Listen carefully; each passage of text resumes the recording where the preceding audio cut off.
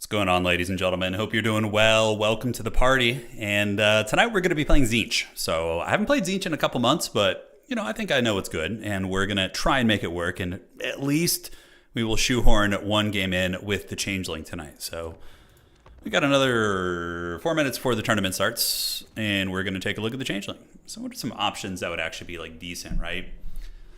So it would need to be a character that either comes with like a mount default. You know what I was like wondering about? Sisters of Twilight, like they seem like they could be interesting in a couple matchups, right? Especially for Tzeentch.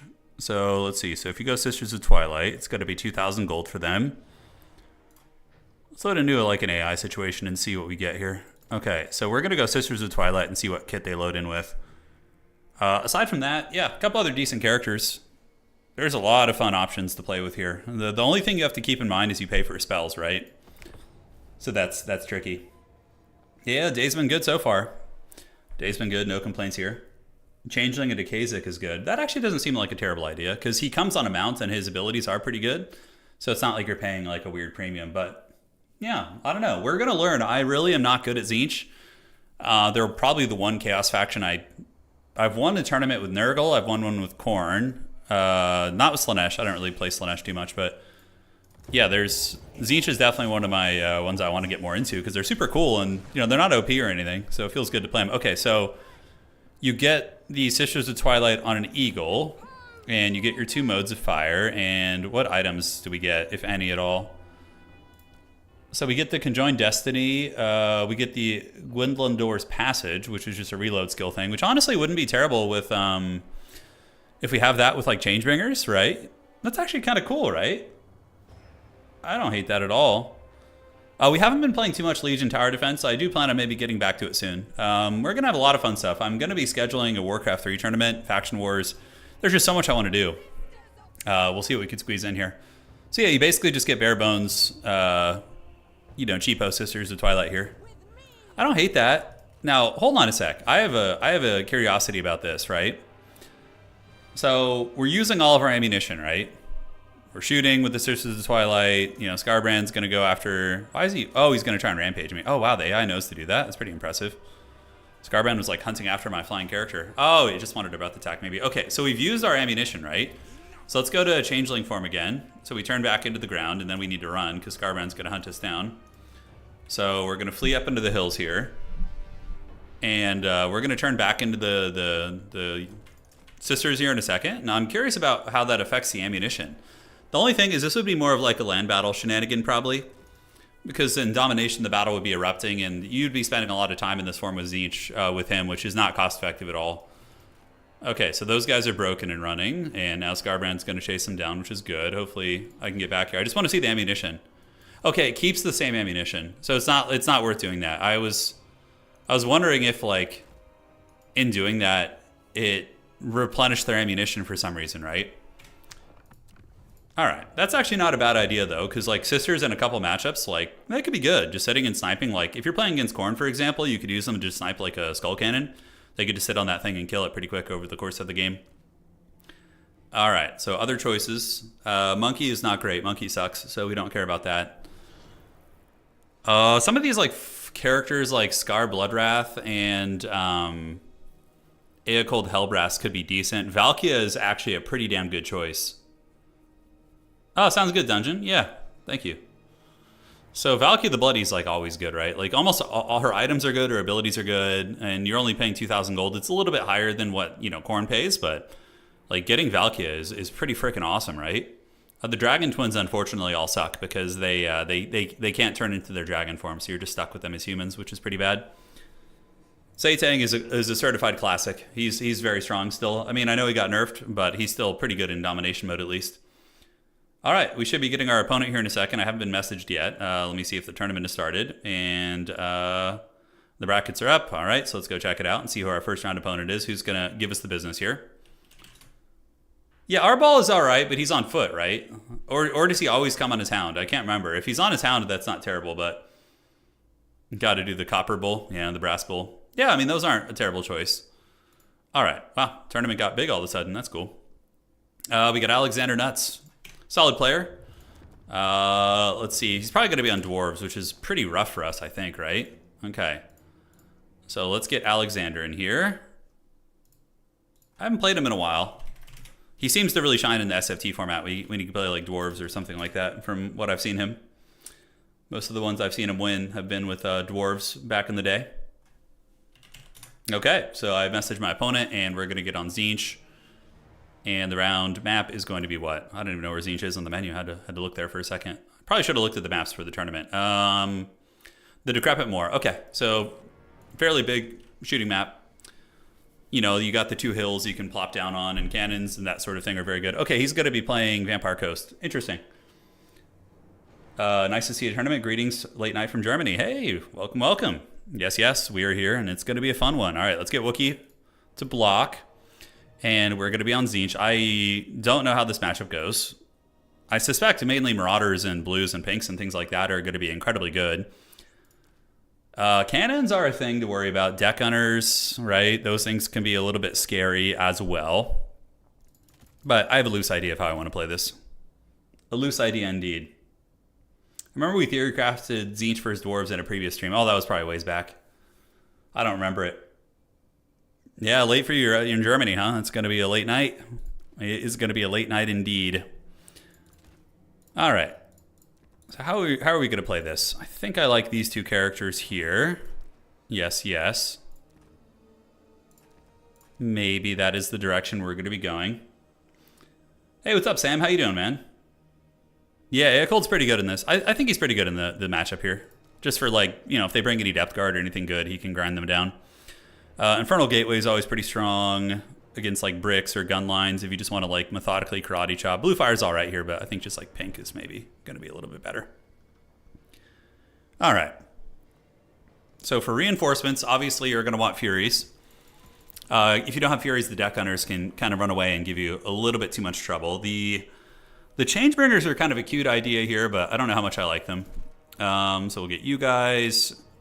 What could I possibly use with the Changeling to be effective? I mean, honestly, the Sisters of Twilight would actually not be the worst.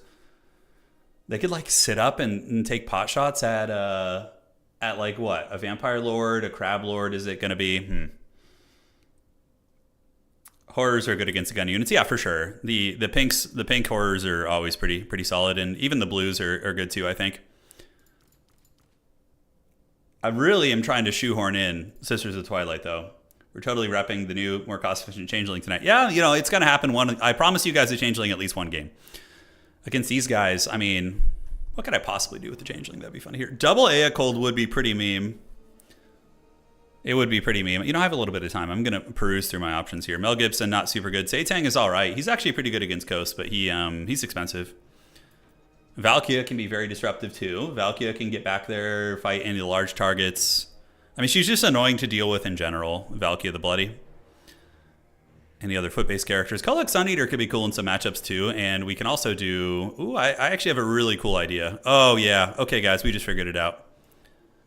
We just figured it out, ladies and gentlemen. I think I know what we're going to do. You guys are going to be pleasantly surprised for sure. I like forgot someone existed, and I was like, yeah, it's good, Anakin.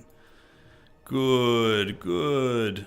All right. So let's cut all these, cut these, and cut these too. A little bit expensive, but worth every penny, I do dare say. And now I need to get a caster of some sort, so it's time for the Changeling, although probably you are going to be fine as well. It'd be funny to just bring the Changeling as like a caster, you know? Just kind of see how that works. All right, so there's that, and then we can do this too. Great. So it's going to be 1,400. We're going to get 2 of those guys, and then for reinforcements... Definitely going to get a lot of Zangors. Zangors are pretty freaking money in this matchup, I would say. Dealing with a big power crab is something I'm a little bit nervous about. Like a big crabo-stabo. Now, how do I effectively kill the crabs? Right? There's the $1,000 question there.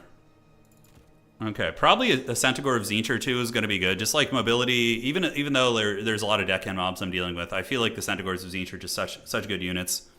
Skarsnik wouldn't be terrible, actually. Like a wild Skarsnik pick. I don't hate that. Screamers in this matchup, I mean, they're good against the horrors and things like that, but I don't think that we're too concerned about those units. Forsaken are all right, is like getting up quickly, but I feel like the Zangor just does what they want to do, but better. And yeah, if he goes double Big Crabbo, that's a little bit scary, actually. Could bring a Soul Grinder of Tzeentch. Changebringers, I think you need to like find a way to get at least one Changebringer into the builds. Because they're probably pretty good against the... what Air Force can he even contest me with, right? It would just be his shooting that would be contesting me. Yeah. Okay, looking good. And then do we want to get like a Wild Chariot or something? I don't know about that. All right, I think we're good. I like the build so far. It seems fine. Seems fine to me. Yeah, the Cockatrice is a Tzeentch unit, correct? But it doesn't have the Mark of Tzeentch. I don't know if that's an oversight from Creative Assembly. They've had that oversight with a lot of things. Like they've missed a ton of unit cap stuff, which is, you know, it's not the end of the world. It's a little bit haggard, but you know, it is what it is. Yeah. I think this build looks pretty sweet. I can dig it. And good luck, have fun to my opponent. Let's see what the rock is cooking here. And have some fun. All right, I'm ready. And we are on the Decrepit Moor. I feel as if we're going to get like a cannon line. We're going to get like blasted by a bunch of cannons. The Champion Halberd RWR, they're okay. Yeah, you can definitely do that. The Crabs still trade okay into them. Severed Claw are an okay addition. But if your opponent goes like Gunline, Cannon Line, Severed Claw are just going to get obliterated. So I'm a little bit on the fence about them. But yeah. It's a general Chaos Monster. Okay. Yeah, because I know there's a couple unit cap issues right now in the game. It is in the tournament rule, so we're not going to have any issues with that. But yeah, like a lot of the single entities that got added don't have like single entity caps. There's like a lot of weird stuff right now. Hopefully they'll fix it. But it's not like game breaking as long as the tournament admins put things in. The only really broken issues, broken things in my opinion, are the Seekers and Heartseekers and the Thunder Tusk and the ROR Pigback Rider. Regular Pigbacks could probably use like a 25 gold cost increase, but the ROR one is what's really strong. But yeah. Can Cathay keep up in the meta? They're on the lower end of the meta, but Cathay can win games. Like I've seen Cathay win an SFT, not like in the past couple weeks, but they've won SFTs. They're good enough to win. That's what's kind of cool about Total War. Like even quote unquote the worst faction can win an SFT. Or a tournament, you know, in general. It's hard, certainly, but yeah. All right, so check this out. We have the Changeling. Big surprise there with Aecold Hellbrass, and we do have our Legion of Marauders. So we're going to kind of assess what kind of an army we're looking at here. We'll move you up here, move you out there, and then we're going to take one of you guys up to the center. And that should be the first army here. We'll put you guys in there. We're going to get our two characters to move up, and we have a couple options with how we can play this. We do have a Cultist. Did I bring him on horseback or on foot? I'm an idiot. Okay, he's on foot. Well, that was a mistake. He was supposed to be on horseback. Okay, and then we're going to get a couple skirmishers to go poke, and Burning Headcaster's just going to have to waddle up and hopefully survive. All right, so let's put him here and get the Burning Headcaster in Control Group 2. Here we are. Here we go. Yeah, Cathay can win, though. Bretonnia is extremely hard to win with. I think, like, top-tier players have a chance, but my thing about Bretonnia is that this entire DLC we got recently basically hard-countered Bretonnia. Khorne got top-tier halberd units and armor-piercing monstrous infantry. The Ogre Kingdom's got an obscenely overpowered monster that has anti-large and a ranged bombardment that can wreck Bretonnian knights. They also got Pigback Riders, a very cost-effective, cheap spear unit that has almost 70 leadership, which is obscene. And then if we're... Yeah, so those are the two big culprits, of course. Yeah, and the old Omens of Destruction, Ogre Kingdom's Khorne. Yeah, and the Greenskins, I mean, have always been good against Bretonnia. They have the Boar Boy quality cav, which is very strong, right? So it's time. Oh my man, a 20 stack from Homeboy here. Okay, that's something. So let's move up and grab this. Let's do this. Have you guys move up. And guys, guess who it's gonna be? Harry the Hammer's coming in, baby. Let's go. We're probably gonna play the side objectives a little bit. He does Vanguard up, which is smart, and no cannons or anything funky. I would imagine with a 20 stack, he's not gonna have. It's like a zombie tide. I can't really move up with my skirmishers and do too much because those pistols will waste me. So I need to just play it the old-fashioned way. All right, so Harry the Hammer needs to move out there. We need to keep waddling, and for here we have to decide where we want to contest the field. What does he have here? Deckhand mobs, Noctilus. Noctilus will get smashed up pretty good, so we're gonna get some Zangors to move out on the outside here. And at least we do get the objective out of the gates. All right. So our wizard is moving, Harry Potter time, and that is a shitload of zombies. Oh my god. Okay, good thing I brought some blues and pinks. The put some DACA down on those guys. For the horsemen, I mean, I could use them to like flank charge and things like that, but I think just keeping them alive to deal with, yeah, let's get you guys in the trees there, and we can get this too. We might be able to contest this objective. I don't know if I'm going to get there in time, but we do have the pinks coming in. Could head over here to try and hunt down Noctilus. He's going to be a menace for sure, so let's get you, you, and you. And he's going to use the Ross Moon Dial right now on top of my my range units, my pinks, so that would be the play I would do if I were him. So, all right, let's keep moving up, and you guys move, you guys shoot here, and you guys go here. That is an insane amount of zombies, by the way. That is an obscene amount of zombies. Yeah, so the Ross Moon Dial is here. It's fine. We can just kite it back, and we're going to let the Marauders move in, although this is probably a mistake. Considering the sneaky Morngul action, it's a little bit dangerous. All right, so let's get you going. Eocold's going to grind, and we just have a million zombies coming in, which is very, very frightening for sure. All right, so let's get you guys across. The Marauders are going to get sacrificed over there. We're going to reroute you guys this way. Harry the Hammer is going to move in, and we're going to get you guys on the bomber mobs. And hopefully we'll be able to bump and grind here. It's not going to be easy, but we're going to try. So let's get you guys there. And let's get more Zangors coming up to just party. We're going to just start playing this side. The Marauders over here are honestly trading fine considering the circumstances. So not too upset about that. But let's go ahead and pop in here and get you guys doing this. And you guys pull back. And now the Burning Headcaster. We basically just need to find a good burning head spot, which is going to be, I don't know how we should do this. Maybe like so. That looks pretty good. All right, so value trading, he's a little bit ahead on us, which is, you know, it's all good. We're going to be fine. Let's pull back, get you guys shooting. You guys retreat. Zangors can mash them here. And we get a huge burning head. That was fat. That was a thick one right there, boys. Let's get you back in the tree. And let's get another Zangor coming in. We just need to swamp him over here, right? And because he's like super hyper-focused over there, so I think if we just kind of do our thing there, we're going to be fine. Let's get you guys moving into this. Let's get the horsemen around the outside here. And now we get the Mornguls coming in. But we do have Harry the Hammer and Eocold, both of whom can potentially fight these things. So that could be very, very good for us. All right. So the shooting is going, and we do get the bomber mobs getting hunted and harried a little bit. So let's move up through there. We get you guys back. Let's start shooting at this and just get this archer line kind of nice and steady. And hopefully our heroes can take down the Night Terrors. That's going to be the play.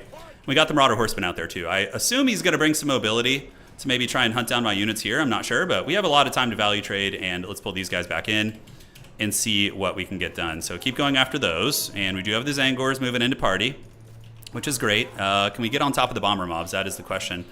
Yeah, a little bit of pressure here via these guys, and you shoot here. And I think we're going to need to start reinforcing our back point a little bit because it's going to get messy back here. So we're going to call in another Zangor because they're just very good. All right, so how are we looking here? Yeah, you guys get onto the handgun mobs. A couple pistols taking a little bit of DACA. But we could probably do this. I think that's going to be a pretty good cast and maybe get a terror out on these guys eventually. All right, so throw at you. Pull back, get the Zangors to mulch those guys. And now we are under a little bit of threat on our home objective, but we're going to call in some Screamers here, which hopefully can deal with the Vampire Coast Mornguls. Yeah, we'll see how it goes. All right. So these guys are going at it. We're going to go ahead and throw at you, and you guys fight here, and we'll keep you guys fighting on the objective because we're going to need that. And you guys can turn about face, go after the Mornguls. So let's shoot these Mornguls here and get you guys moving in to fight there. Looking great, pulling back. And now I think we're in a good position. Like, the value is close-ish. We have a couple of his important units isolated. We do have a couple Marauders which can run back in and hopefully cause some havoc. So let's get you guys on this, you guys out there on this. And I think we're going to be safe on our home objective. I think we're in good shape. Harry the Hammer, you can see we're actually getting terror routes on his shit, which is freaking hilarious from Harry the Hammer. So that is a really, really underrated one there. I think we have another pink who's caught up in melee. So that thing needs to get back. And we need to be making sure that we're shooting at the Mornguls. They are the big problem children. All right, so the pinks need to get back. And I think next call-in is going to be a Centaur of Tzeentch to try and hammer down those bomber mobs on the outside, which, although there are pistol mobs here, so let's just get the Furies and go after them there. I think that's going to be fine. All right, so how are we looking on the point here? It's a little bit messy. He does get some gunners coming in. Let's keep you guys moving in after the bomber mobs. Although maybe we roll back and try and stabilize our home point since it's getting very, very messy. We do manage to get some work done. The Mornguls are dying. The Furies are going to get on top of the bomber mobs. Okay, I don't know how this grind is going here. We do almost get that unit down. But we do end up losing one horseman, which is unfortunate. All right, so they've gotten back, and you guys are going to jump on those. Yeah, the pistol mobs have also been compromised a little bit as well. We can call in some banditos. Let's get you to get on the gunnery mob here, and you can get on these gunnery mobs here. Our foot characters will eventually grind us a lot of value, right? Like a whole bunch. But we need to get a big burning head like right up the pipe here. That's going to be a pretty good one. All right.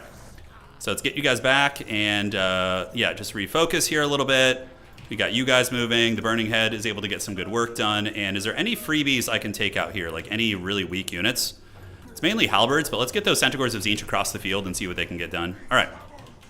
So we are behind on points. He's got his triple cap pretty good right now. You know, he went with a Zerg strategy, so inevitably we're going to be kind of struggling out on the objectives a little bit. But hopefully we're going to be able to get back in here in a minute. Morngul's are almost dead. Let's get you here. We do have the Tzeentch army ability as well. And I might have an opportunity to maybe ninja this side objective. We'll have to see. All right. So we're going to come over the top here. Cold and company are still bumping and grinding. We're going to use the Tzeentch army ability on these depth guard here, which hopefully will kill them, although it looks like he reacted just as I did that, which is very, very tough. Let's get you on the pistol mobs. And are we going to be able to get our home objective back? That is the question. All right, so they've stabilized here. And we got the gunnery mobs. I think we got to get some cap weight on this home point here, so we're going to get some blues to come across. And how are the Centaurs of Tzeentch doing? Did they actually get an attack off? Okay, I don't know why they stopped. That was weird, but now they're moving. So they're going to move in here. Hopefully crush these bomber mobs. I don't know. It doesn't look like they got that good of a charge. That's tough, so let's get back. And we need to probably get some capture weight coming over here too. We have to start playing all the points since we're kind of in a precarious position like this. All right. But this point eventually probably will go to our characters there. And here we do start to get the capture weight again, which is great. And the pinks are shooting away, so let's get them shooting here. You guys can go into the bomber mobs here, and we can do a piercing bolts right on top of the bomber mobs, which will pretty much karate chop them. So these are going to be depth guard over there. All right, great. So we can go after them. Let's do a little bit of unsummoning. Our hero core is doing all right. It's going to take them a long time to get that point, but it is forcing my opponent to kind of stay there. And we do start to get the capture weight back. So we need to move you guys up a little bit and move you up. And we do get a big charge. The Centaurs of Tzeentch did get on top of the depth guard, which is pretty good for us. That is a lot of damage. So now we just pull back and do a little bit of cycle charging and call it a day. Furies anywhere? Yeah, probably not a bad idea. Just get them in the middle, try and chew down some of these gun units. And unfortunately, it is going to be a situation where I will need to triple cap him, so that's very tough. All right, so shoot and shoot. You guys move over here and get this. Cold and company are killing those depth guard. Like, I feel like I'm doing okay on value. That is for sure. Let's go after the polearms here. Let's get you on the pistol mobs. And the Centaurs of Tzeentch can just go help finish off those other units. All right, so we get that one. So now we need to find a way to get this objective here, which is going to be the hardest part, honestly. We're definitely in a losing position, but it's not a game that's out of reach yet, you know? It's still there. All right, let's charge you a little bit.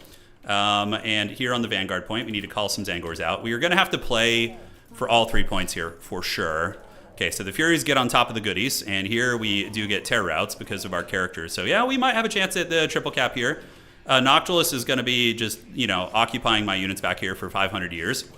And our foot characters are just getting shot pretty heavily there. But I think we have a decent chance at this objective here. All right, so the Centaurs have pulled back, and the depth guard have gotten on, which is tough. So we need to pull them back, get these guys up, and what else can we clean up around here? Yeah, the pistol mobs are getting cleaned up. These are handgun mobs that don't have any support, so there's a decent chance we can get over there and get them. So let's go over there and try and clean those guys up. Zangors move on to the point. Call out some more Furies. All right, so the Furies are on the way. And now we jump on you and jump on you and get these little popcorn bandits to start shooting here and look for burning head opportunities. So we just have to see what it's going to be. All right, so it looks like here we have one. Should be a pretty good one right there. I'm really running out of time, though. We're 100% running out of time. Thankfully, he blundered, and I was able to kite him back there. But overall, those are going to be what? Gunnery mobs? All right, so you get this. You slam into this, slam into this. You guys go get those gunnery mobs there. The Centaurs of Tzeentch were able to get some great value, and we need to get back on the objective and start contesting that. Noctilus is not going to be able to probably take that on his own, so that's good. And we do manage to jump on the bomber mobs. Okay, bomber mobs, we need to retreat from those now. And then we pull back across and help secure this point. All right, get another Zangor coming up. Yeah, time is really not on our side, though. It really is not on our side here. Another Morngul's coming in is very tough. All right, I don't know about Harry the Hammer. Like, he's been doing fine, but I feel like he is not like as impactful as I was hoping for. Okay, so the depth guard are coming back out, and we can run you guys back out to the trees. Noctilus is just on vacation there, and we're going to get some capture weight coming up here, and hopefully some burning heads. We have a couple minutes left to get a dub here. You know, a couple minutes. We're going to jump onto the bombers here, jump onto you guys, and the capture weight is going for us on that objective. Okay, that's great. And you guys, in the meantime, can charge this. And let's hope and pray. Let's thoughts and prayers, dude. Thoughts and prayers. All right. So handgun mobs. Let's get those terror routes going, hopefully. Cold is bumping and grinding. We do have a couple AFK Zangors who can come back up and help grab that point. Noctilus is he's definitely annoying. He's gonna stick there. He's gonna be very tough to get rid of, but it is what it is. All right, so let's get this.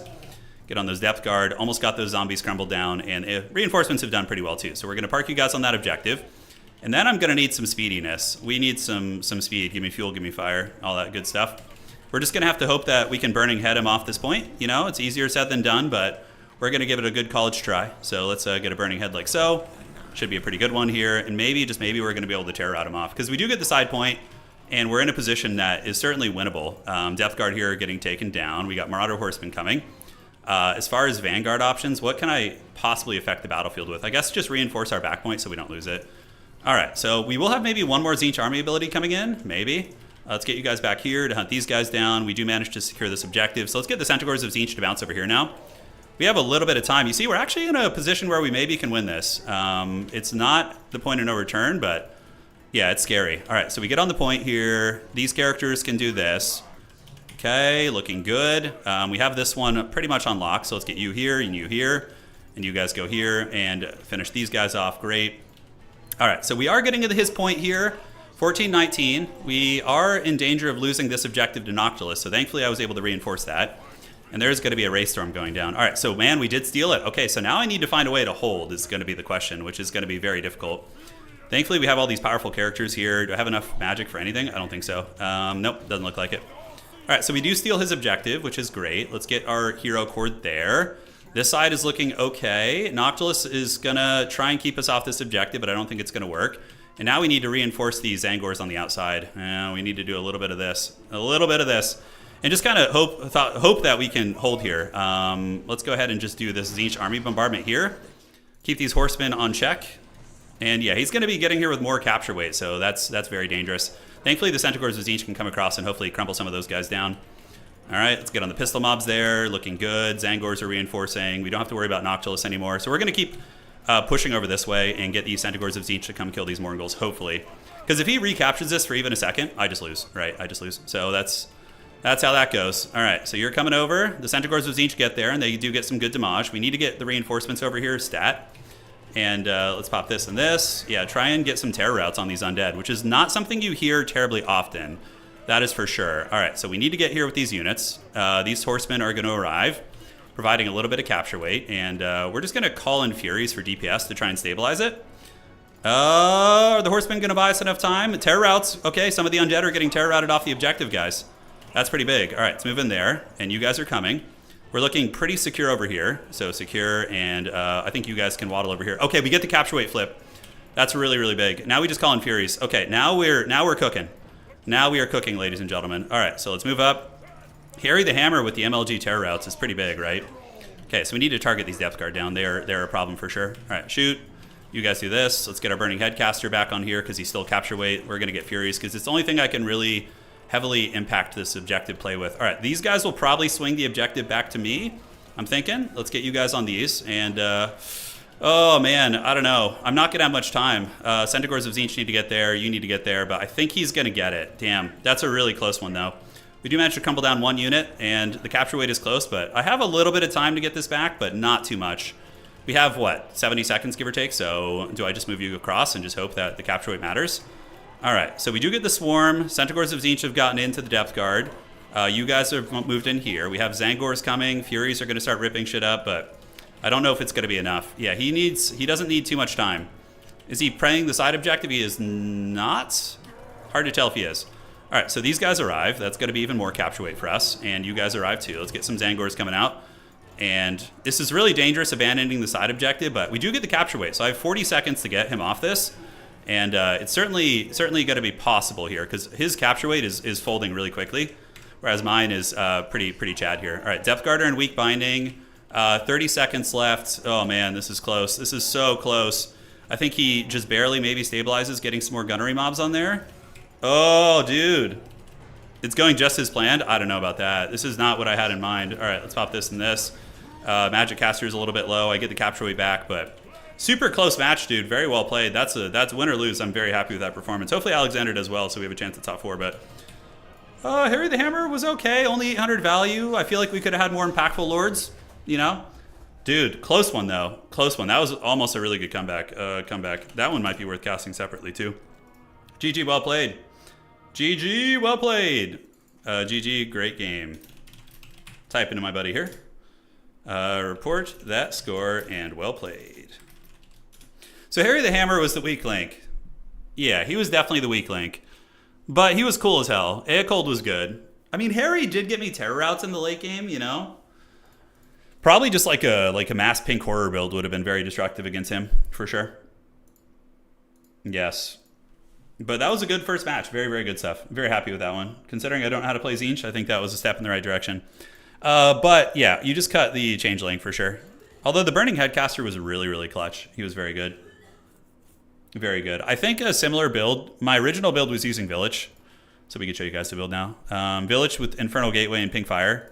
Just bare bones. And then we had Aecold in there just to grind on the objectives. You do lose the Undead Terror route though, which I don't know how relevant that was, but you know, you could have a wider build, right? So with this original build, you could have like way more pressure. Like something like that. The secret, I know. You know, yeah, even potentially the Changebringers could have been good there too. I had one in reserve, but saving up Changebringers for that back objective to fly over there and just like cook when he didn't really have a gun line anymore could have been very good actually. Yeah. GG. That's true. I could have also focused Noctilus more. I could have tried to kill him with my characters. Has a build that goes. Let me see here.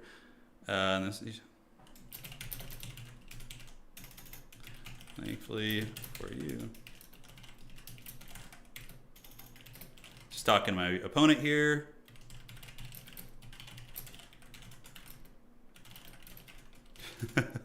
He's saying there's a build that Tzeentch can use that's really good against Coast, which I can see, but I can see Coast on that map, like an open field map where Gunline is very effective, being pretty strong, for sure. But always happy to see a Vampire Coast one, too. Yeah, Harry doesn't have the hammer ability when he's coming from the Changeling. Terror isn't relevant to Depth Guard and Pistols. Let me check. So, do the Depth Guard, I mean, because they have Frenzy. But Frenzy is conditional, so you can still Terror out them, I think. Because Frenzy is only when their threshold is above a certain point. Let's see. Yeah, if their leadership goes below 50%, they lose that stuff, if I'm not mistaken. I could be wrong, though. Because I'm pretty sure it works like that. So you can do it. But that's your one Changeling game for the night. If there is another opportunity where it's competitive, but the rest of the builds, I'll try and make sure that they're competitive. So, who am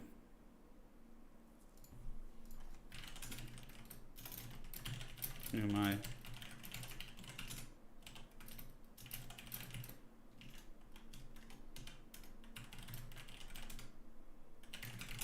Yeah, cool.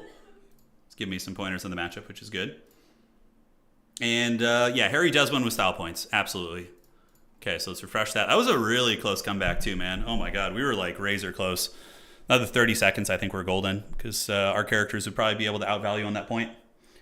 I probably could have ran interference with the zombies too, maybe. Like, use the Furies to attack them before they could get to the objective. That could have been a good play too. The blue scribes are the forbidden tech. They really are. Yeah, blue scribes are really fun. If we end up losing like enough games where we don't have a chance at top 4, I will pull out all the bells and whistles. And we're going to experiment with the weirdest stuff. Now, it might not necessarily be a meme build, but it's stuff that would be like different and strange. Yeah, no, Harrison, that is the meta. I'm aware that like you just use blues and pinks against Coast, but I kind of wanted to try something different and use Aecold and Harry and like see if I could just plop them on an objective and grind them off. But it's kind of hard because their zombies are so cheap. They can tarp at those characters for a long time. Although Harry, he might have gotten some terror routes. Let's like go look real quick at that one. Yeah, I'm kind of curious about that actually. I think we have a couple minutes before the next round. Outer Region's playing Christopher and Blood Penguin is playing Oishi. Okay, so there's a couple games going still. The last Angor going far point and not to the side could have done it. Yeah, exactly. It was close enough that like a couple little changes in the tactics could have gotten there. Yeah, the Changeling gets the cheap replicas. He gets the Walmart versions of the items. It'd be funny if he could get like the character's items, but just like a little bit worse. On his shoulder there, you see the Changeling on the avatar? Is that the symbol of the Horned Rat? It kind of looks like it. No, grinding on the home objective isn't a bad idea when they have a huge gun line out here. This was a mistake, though. Engaging these marauders like this was really stupid. I should have formed a blockade here and just, like, made a choke point. Granted, they grinded fine. They did, like, beat up some zombies and whatnot, but... Yeah, I'm curious about the terror routes. I just want to see... Okay, there, you know, that's funny. That's like a terror route on these zombies, right? And that's going to lead to them running and potentially dying quicker. I don't know if they can terrify those. Yeah, I'm more curious about the late game if we were getting terror routes from them, right? Little harass over here. Morngul's doing pretty good, but we actually counted the Morngul's well. We just had the Marauder Horseman pounding him, see? Little things like that were pretty good. Yeah, look at that. Crumbling and running. That's so funny. And he's very good against Depth Guard. Harry the Hammer is like a strong AP character, so... Yeah, he's bonking down those Depth Guard pretty good, it looks like. I want to see if there's a terror route in play, though. Yeah, zombies are all dying and breaking. We get the Tzeentch army ability. That was actually very good. Yeah, see, they terror routed. So the Depth Guard can be terror routed, which is pretty funny. I mean, honestly, the terror routes here aren't irrelevant. Although having, like, Village here grinding would have just been better. It would have saved me 1,000 gold, you know, and I could have had more stuff on the field.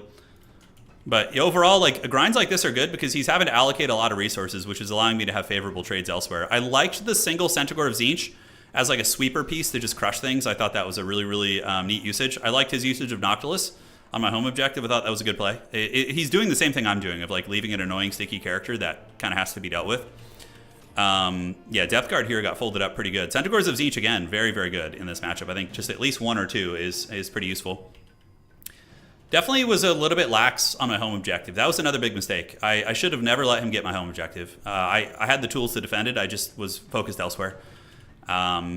If I could have held the home objective, we're in a different situation, right? But he went really wide. He had like a thick, thick army for sure.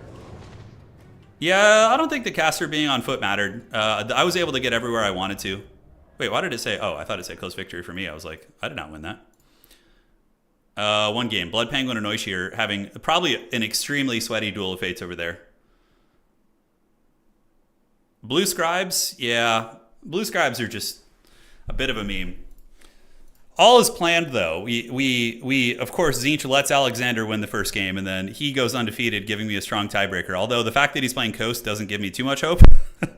Coast is all right. They're like...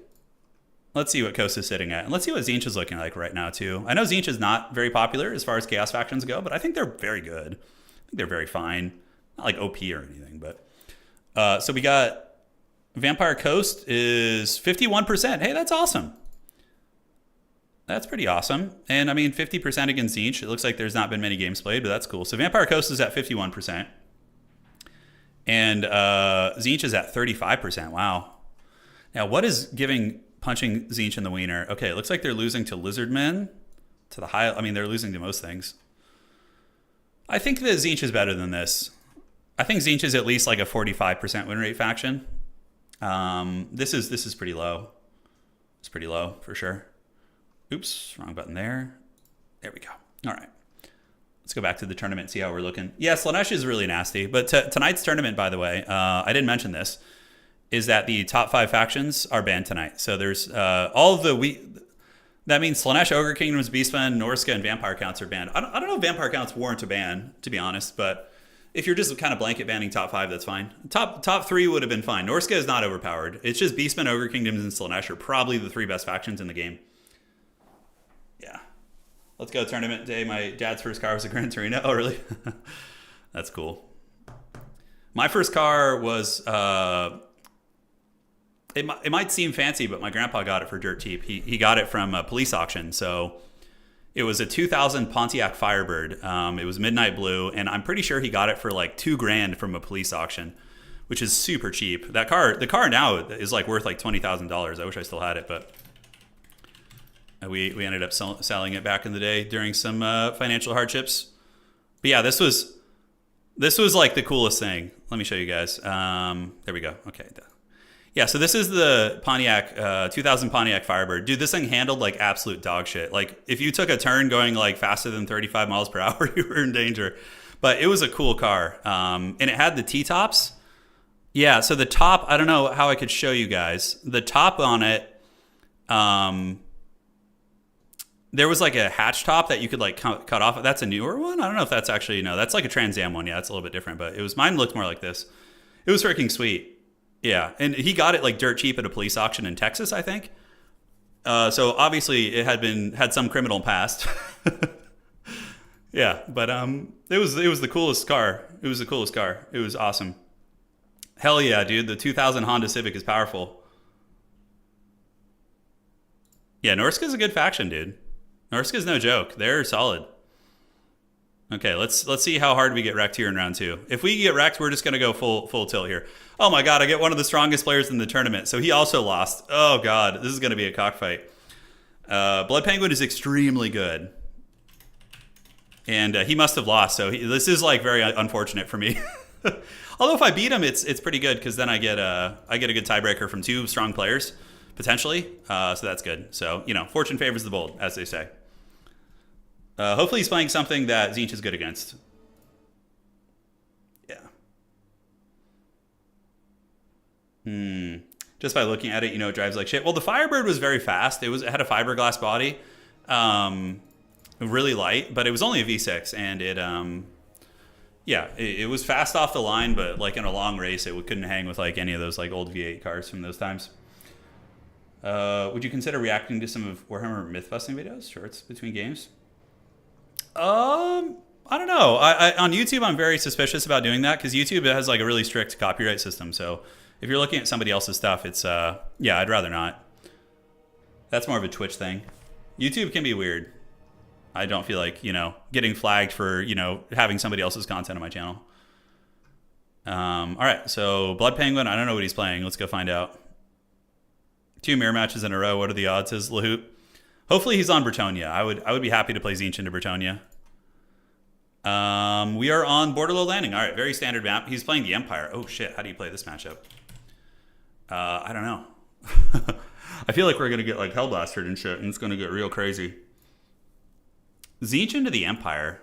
I mean, Centaurs of Tzeentch are obviously a must, right? Like, they're just so good in this matchup. So you're most likely going to max out on those. Okay, but artillery is artillery a problem?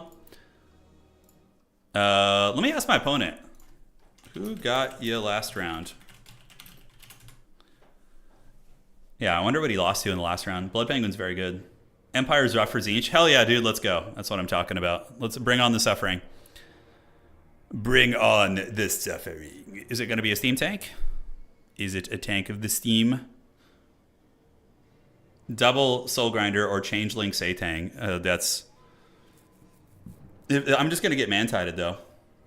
Turin, I just fell asleep to your previous stream and woke up when it ended. Now that you're streaming again, I can fall asleep once more. I got you, Pug. I got you. Yeah, this is going to be a late-night fever dream for you. It's going to be great.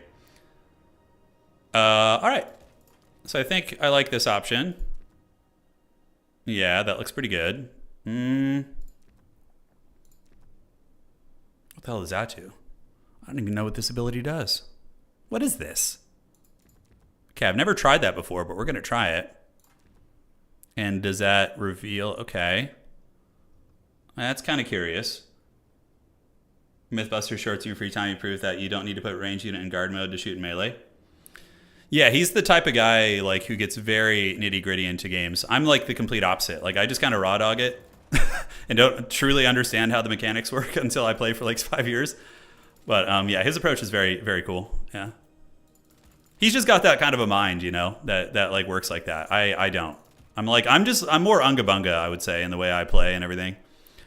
I'm very Unga. Very Unga Bunga. Land ships, homie could bring land ships against me. He could, absolutely.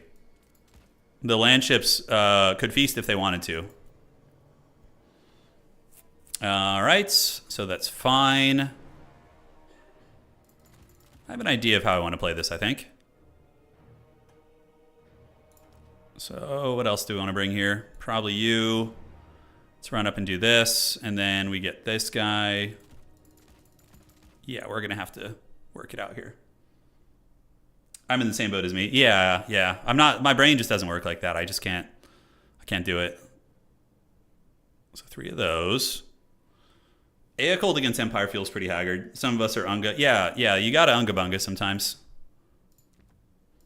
That's what keeps me from being like really top tier. Like I'm usually a gatekeeper in most games I play, which is fine. Like, you know, in Age of Empires 4, I get like Conqueror. In World of Warcraft, I got Gladiator, but I wasn't a high ranked Gladiator. I was like on the lower echelon. You know, in this game, I'm usually top 16 of the world in domination, but I'm usually between 10 and 16. You know what I'm saying? It's just enough to because I'm not willing to get into the nitty gritty of the meta and like the mechanics of like. It's just I can't. My brain just doesn't work like that. It doesn't do it. Okay, so that looks fine. This is kind of a cool build so far. I'm digging it, and we're not going to mess up this time. Okay, I have 100 gold left, which feels bad. What does that even do? Okay, that is a weird ability. There's so much strangeness here. Okay, probably cut that. Unga Bunga is the way. It can be, for sure. Okay, so 2 of these plus support of that. These guys are going to move up, do a little bit of that. The blue scribes of doom. Fear the blue scribes. I think 2 of those is enough. Chaos Knight's not super great here. Zangors are obviously amazing. They're a very good unit. You know, baseline warrior actually isn't terrible here. But marauders are probably a little bit better off. Although if memory serves, this gentleman is like a big cav enjoyer. So yeah, we gotta watch out for that. A big cav enjoyer. Okay. I think it looks fine. Yep, looks a-okay to me. Any way to squeeze any more money out of this? I don't think so. Harkonnen works quite well with Unga Bunga. Oh, you're talking about Dune Spice Wars, yeah. Yeah, I don't know. This is just theory crafting, man. It could work. I suspect a lot of mobility, a lot of poke from this gentleman. Yeah, the steam tank. Is the steam tank a problem? Do we need a soul grinder to deal with it? I mean, the soul grinders are all right. They could definitely poke down the heavy cav. I always feel like when I go soul grinder, I lose. It's just been my experience with that. So I think I'm gonna opt not to do that. All right, whatever. We're raw dogging it. We're learning today, dude. Let's go 0-4 and figure it out. Our War Champions. I thought about it, but like the problem with going narrow against Empire is that I think against Empire going elite is really not a good idea. If I were an Empire player and I saw them coming with like what are those units called? The Severed Claw, I would be happy. I would just be like, I can just isolate these things. I can shoot them. I can, ignore them and play the other objectives. The generic melee, I agree with that. It seems boring to understand a game at the top. Yeah. No, I'm kind of the same way.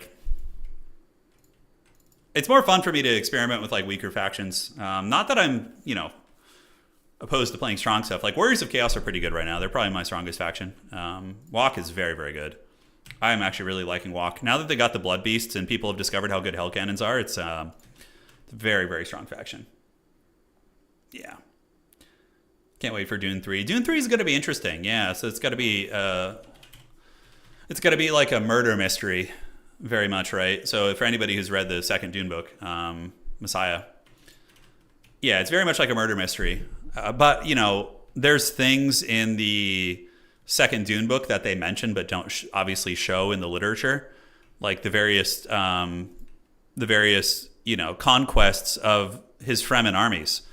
That I think would really be good plugging into the movie to like create, because if you just read Dune Messiah, there's not a lot of action, right? It's very like low action, very scheming, plotting, backstabbing, which is fun. But I think if they sprinkle in some of the Fremen's conquest and the brutality of it, and then the consequences of those like Fremen returning home as like wounded veterans, like all that kind of element, and then the suffering of the people they're conquering, like that type could add a lot of power to the storyline, in my opinion. Messiah is a good book. It's obviously the first book is just golden. You got the Baron Chungus in there, but Messiah is just very different. It's like a murder mystery sort of, or a scheme. Yeah, some cutscenes at least. Agreed. Yeah, agreed. Yeah. Okay. And perfect. All right. So let's get this party started. And we're gonna do some shenanigans here for sure. We're gonna be in the bushes with these guys, and we're gonna get some screamers. Oh shit! I always forget screamers have Vanguard deployment. Okay, well that's even better. So I know guys will be over there. We have the Chaos Lord of Tzeentch on the disc, who's gonna be freaking awesome. We're gonna get one Zangor up here and up here. So basically, just doing a big like Zangor Vanguard to go grab the points is gonna be the plan. 1 and a 2. And ideally, we can triple cap the Empire very quickly so that even if we do start to lose it, we can win on points. Because typically, I mean, Empire is really good at outvaluing you, like really good. But they, more often than not, when I play Empire at a high level, I lose when I lose on the objectives more than anything. Yeah. Dune Messiah Tzeentch, it is. It's like schemes among schemes, but they're gonna add and embellish it a little bit, right? They're gonna add some action scenes and all this stuff here, so that's gonna be cool. All right, so let's get you up there. Looks like it's gonna be Balthazar Smelts over here, so he's gonna be just searing doom spamming. We have Hawk on long rifles, which is rad, and yeah, what's not to love, dude? Cool build, very cool build indeed. All right, so you're gonna move up, and hopefully we can get there. Are those grenade launchers? Those are just pistoliers. Okay, so we're gonna pop here. Grab that, and in the meantime, I'm going to reinforce his back objective a little bit. I'm just going to send some Marauders out there because they can absorb Hawk and long rifle shots like super well. And we can see the Hawklands coming up, so let's pull back ever so slightly, do this, and now we can do a little bit of poke. So we do see greatswords. Greatswords are pretty good. We are going to keep him from capturing his home point, which is outstanding. And if he brings in heavy cav, we can deal with those. All right, so the Burning Headcaster is going to be lurking there. We pull back, let the shields regen. And yeah, we got to watch out. He's zeroed in on us pretty hard here, so yeah. Oh, and you need to go over there and guard that, by the way. All right, so yeah, Screamers are just hanging out. Zangors are more than happy to absorb these shots. So we're gonna just try and capture this point, and the Discmaster can go and absorb them a little bit. In the meantime, let's get some baseline warriors. We're just gonna move like all the slow haggardness like up first, and hang out. So we get you back in the woods. We have our Firecaster here. Balthazar Gelt's gonna get a Searing Doom on us, which is gonna hurt pretty bad. It actually didn't hurt that bad. All things considered, that was pretty fine. All right, so here we are, and yeah, let's get back a little bit. So we're chasing, and it looks like we are going to get this. So we need to get this, and get these Marauder Horsemen up around the side. Great. All right, so we are getting shot a little bit. Feels bad, but it is what it is. And the Dismaster can go attack these guys. So let's do this and this, and see what we can get done. All right, so we do have a Gate of Tzeentch, so we're going to do that and summon a blue. Move you guys up a little bit. And the two Zangors have arrived, and now we're going to dive his Hawk and long rifles there in the back. So we're gonna make a play for it. So let's get you guys go this way, here and here. You guys focus there, and you guys are going to jump on the Hawklands, which is going to be incredibly good. All right, so we do get a good fight there. Let's get you guys shooting at the greatswords, pull you back a little bit, and get you back in the trees. We do have the Screamers out, so Screamers are going to fly overhead and see if they can do some disruption. And we do get on top of those guys, and we do just barely get on top of them. All right. So now, Centaurs of Tzeentch being called out in the back and keep playing this back objective, I think, is going to be very nice. Our character is getting shot a little bit. Yeah, the Hawk and long rifles have zeroed in on him. Let's get you Popcorn Bandits to start shooting here on the Pistoliers. Get you guys out that way, and these Marauders can move out that way too. All right, so the Zangors have engaged. They're doing fine. We do get some focus fire here, but now we're going to retreat back because it's obviously an ugly situation. Warriors move here. You guys go bash there. And, oh, man, he really did focus fire me pretty good there. So that was a mistake on my part for sure. All right, so let's go ahead and see how they're going to form up, and we're going to cook them pretty good here. So that's going to be a nice little Christmas roast there. The Greatsword's doing very good, though, mind you. They're doing very, very good. So we need to get over there and start taking them to Pound Town for sure. These guys in the back, let's go see if we can dive his Hammer of the Witches, which is pretty disruptive, and we're going to go and start playing the back objective here a little bit. Meanwhile, just keep grinding this way. And yeah, Centaurs of Tzeentch should be very, very good here. We do get that excellent Burning Head. And our Discmaster, he probably needs to go find a way to get on top of the Hawklands, I think is going to be the important part. All right, so you guys move out this way. Let's keep flanking the outside there. You guys run into the trees. Let's get some Furies flying overhead and see what we can do. If we can squeeze that cannon in, man, that's going to be so good. All right, so we're going to jump on the Hawk and long rifles. Shit, my caster. I just probably threw the game there.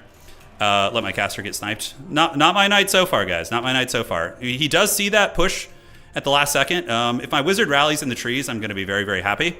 But we will see if it does. All right, so let's get these warriors coming here. And our Discmaster does get on top of those units. Centaurs of Tzeentch is going to move in here. Let's get more of these. If my wizard comes back, I'm going to feel all right. But that's a huge loss for us, like a huge catastrophic loss. So Centaurs of Tzeentch had done it. And now do we have any opportunities to get on the Hawklands? Man, I'm just playing so shit right now. Just playing so bad. Everything's just falling apart. All right, so Zangors, let's get him out here. Keep moving. We have our Dismaster causing a bit of havoc. We have Warriors pushing in, and now we need to get it like a dual-pronged push here. So move you guys up, threaten this, see where he's going to go. And do we have another Fury flying overhead? We do. All right, so Marauder, Unga Bunga, just right now, just all hands on deck. Dismaster is doing fine. He's attacking Pistoliers. We can do change or die. And he does have a lot of heavy cab back here for sure, but we just threw the game there. Losing our Firecaster was just a disaster, an absolute disaster. Blood Penguin's very good too. He's not a player you can afford to make too many mistakes against. That is for sure. All right, so we're going to dive here on you. We're going to fly you overhead. And the only advantage we have is that he's like having to keep a lot of his like heavy cap in the back to defend, and that's allowing us to maybe trundle a little bit, but he's got like Empire Knights for days everywhere, right? So we're going to go attack this. We're going to keep kiting back with you, and we still have the Warriors. Like, yeah, the Warriors are the one thing that's like not doing badly, believe it or not. All right, so let's get the Dismaster, go after these Knights of the Blazing Sun, retreat you guys back, do this. These Empire Knights are lurking. Really, really not too many opportunities, ladies and gentlemen. All right, so you guys just swarm the middle. Get the Zangors up to start bashing here. Keep circling about face. Like, if I had a Burning Head, this wizard unit, or this gun unit would be dead right now, right? Yeah, the Valiant is rough, and it's only going to get worse. It's he's in a winning position, 100%. I actually don't even know what to do here in this matchup. I have no idea. Let's go have you guys go jump on the Silver Bullet, see if we can get a little something. Maybe just start swarming the middle, like a Hail Mary to see if we can win on points. You know, that's like I think all we're going to get here. Fury's up in the sky. Let's get him back in the tree line here. And holy shit, I do not know what to do here in this matchup. Okay, now I know why I don't play Tzeentch. I'm starting to figure it out a little bit. They don't suit my style. All right, let's go out there. Where do you guys go? Warriors always clutch against Empire. They're pretty good, but Greatswords counter them. But yeah, if you probably just go with like a good infantry corps with like Metal Caster. I did like the Vanguard on his back objective. That was pretty cheeky, but man, this is an obliteration. This is really bad.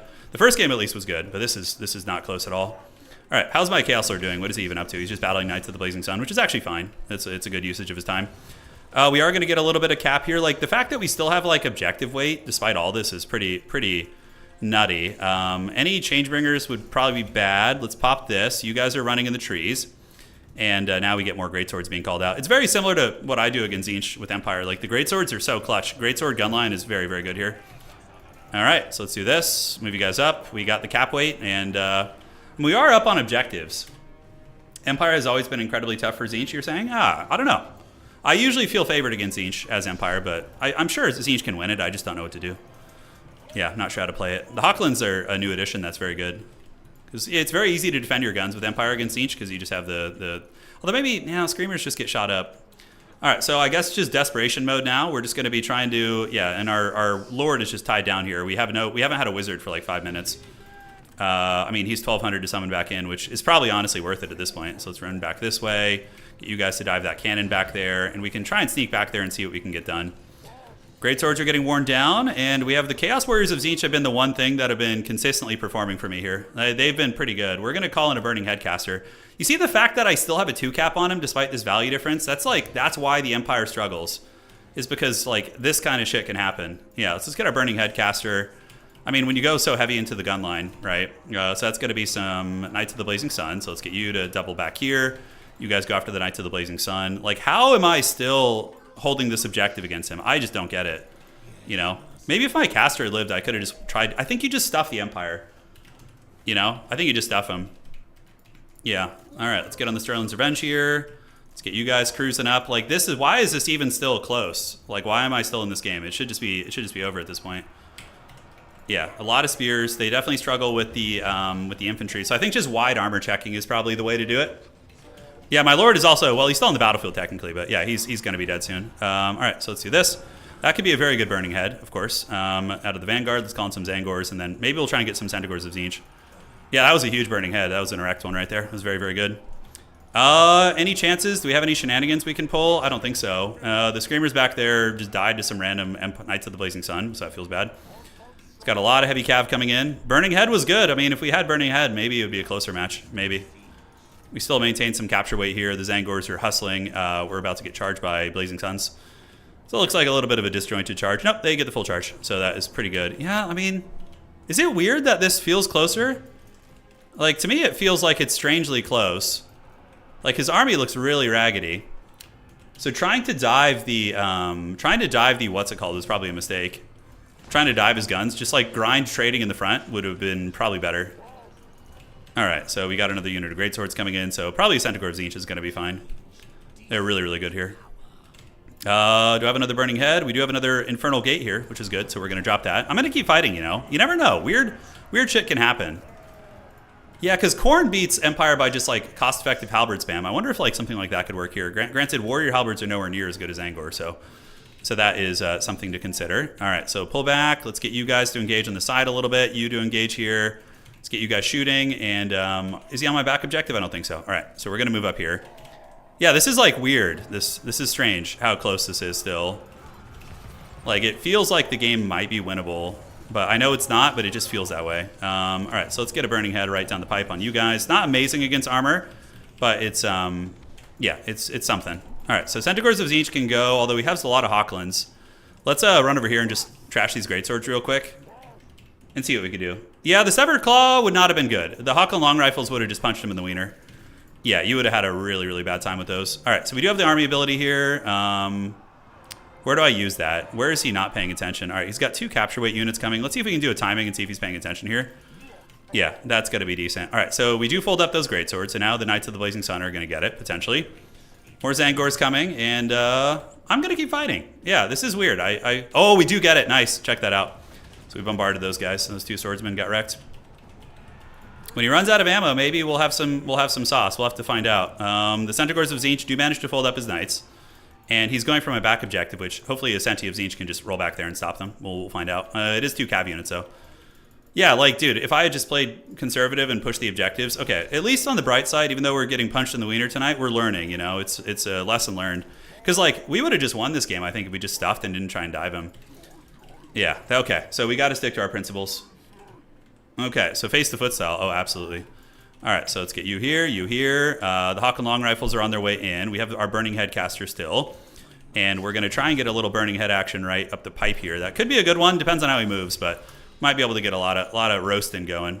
Okay, so you guys are here. Let's keep fighting. And do we call in any mobility there? If we want, like, even a sliver of a chance, we have to hold that back objective, right? All right, so move up, and we got some more of you guys. He's trying to snipe my wizard again, which is a smart idea, considering how well it went last time. And Balthazar Gelt's going to get a beautiful bombardment right there. And, all right, so we retreat back a little bit and just re-engage. Maybe we win that fight. I don't know. It's kind of looking a little rough over there. His army doesn't seem super massive. That is for sure. Let's go ahead and play back here, see if we can stabilize our back point. Unfortunately, the Centaurs did lose to the 2v1, which makes sense. They should. That is perfectly fine. Let's go back here. Play the back objective a little bit. Zangors are going to get folded up. Hawk and Long Rifle still have some ammunition, but not too much. Yeah. Oh, dude. Yeah, I definitely learned a lesson this game. That is for damn sure. The way I played it was not correct. Like that, I tried to play Vanguard cheese. I basically tried to Vanguard on him, but it was not a good idea. Just playing traditional, like, aggression stuffing is how you play this matchup. All right, so we do have some shady business going on the side here. I don't have any Centaurs of Tzeentch to call out.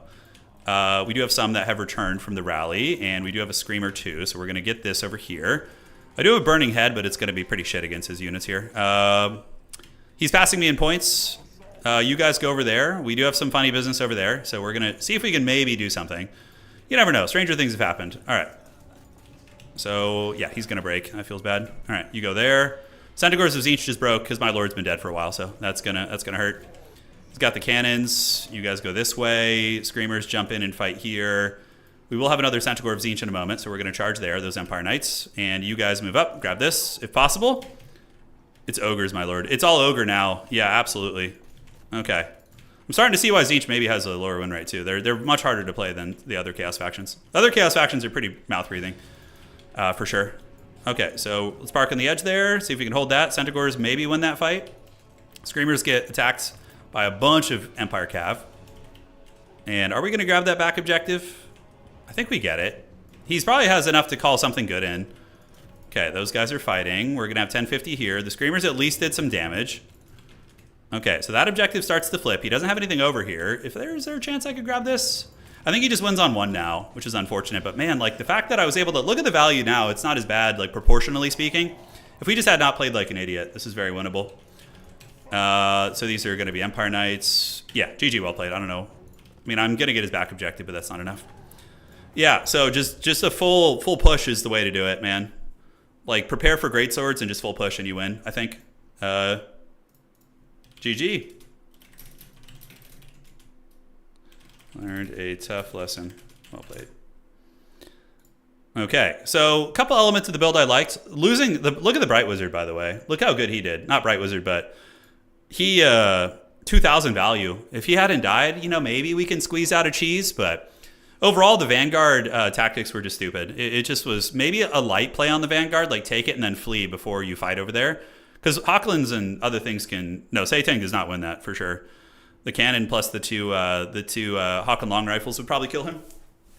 Tzeentch is fun, but yeah, I think he's a little too risky against Empire. So yeah, you just go full court press, which I'm starting to realize is probably just the answer to most of these matchups.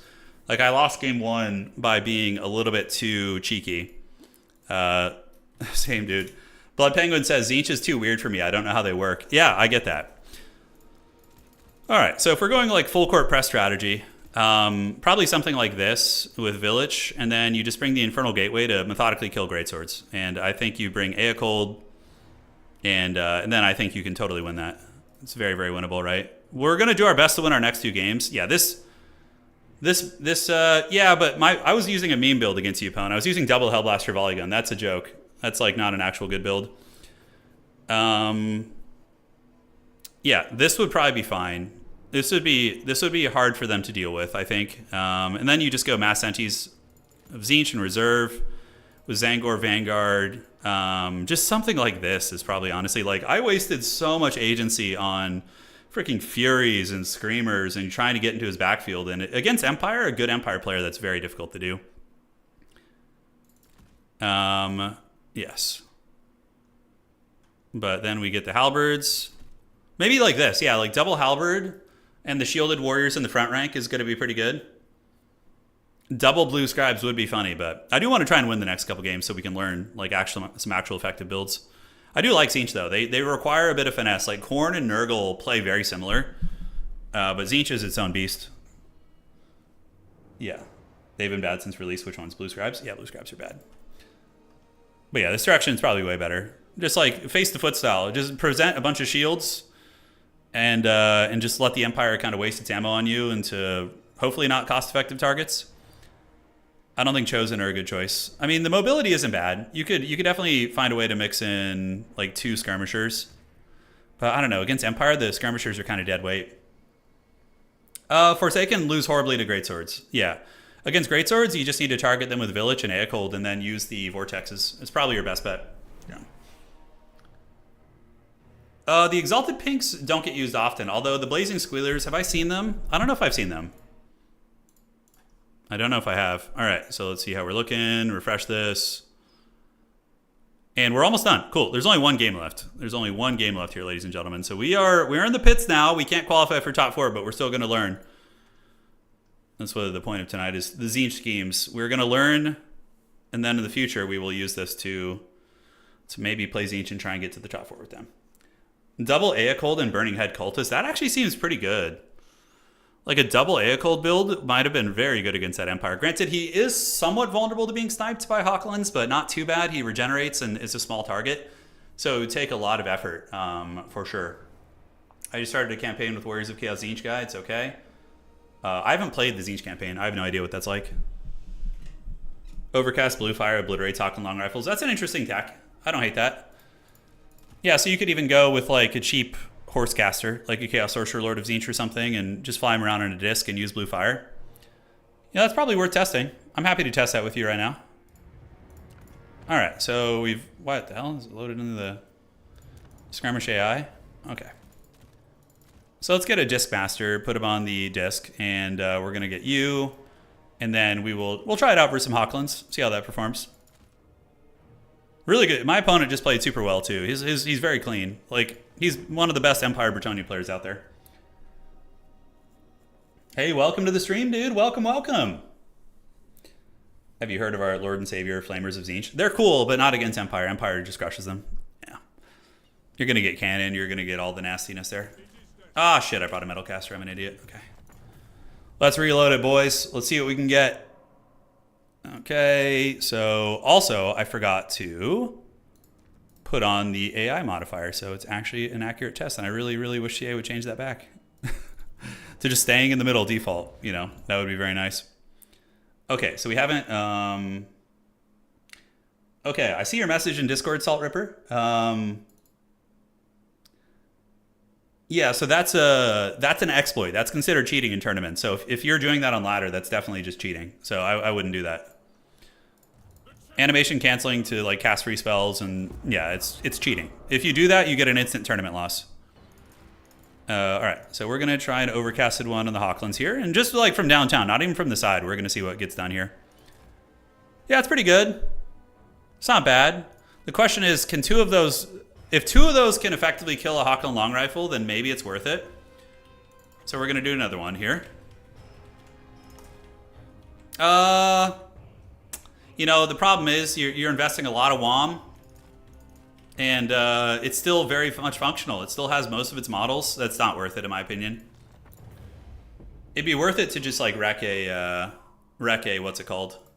Like a greatsword, probably. Like honestly, just blue firing a greatsword probably is just better, straight up.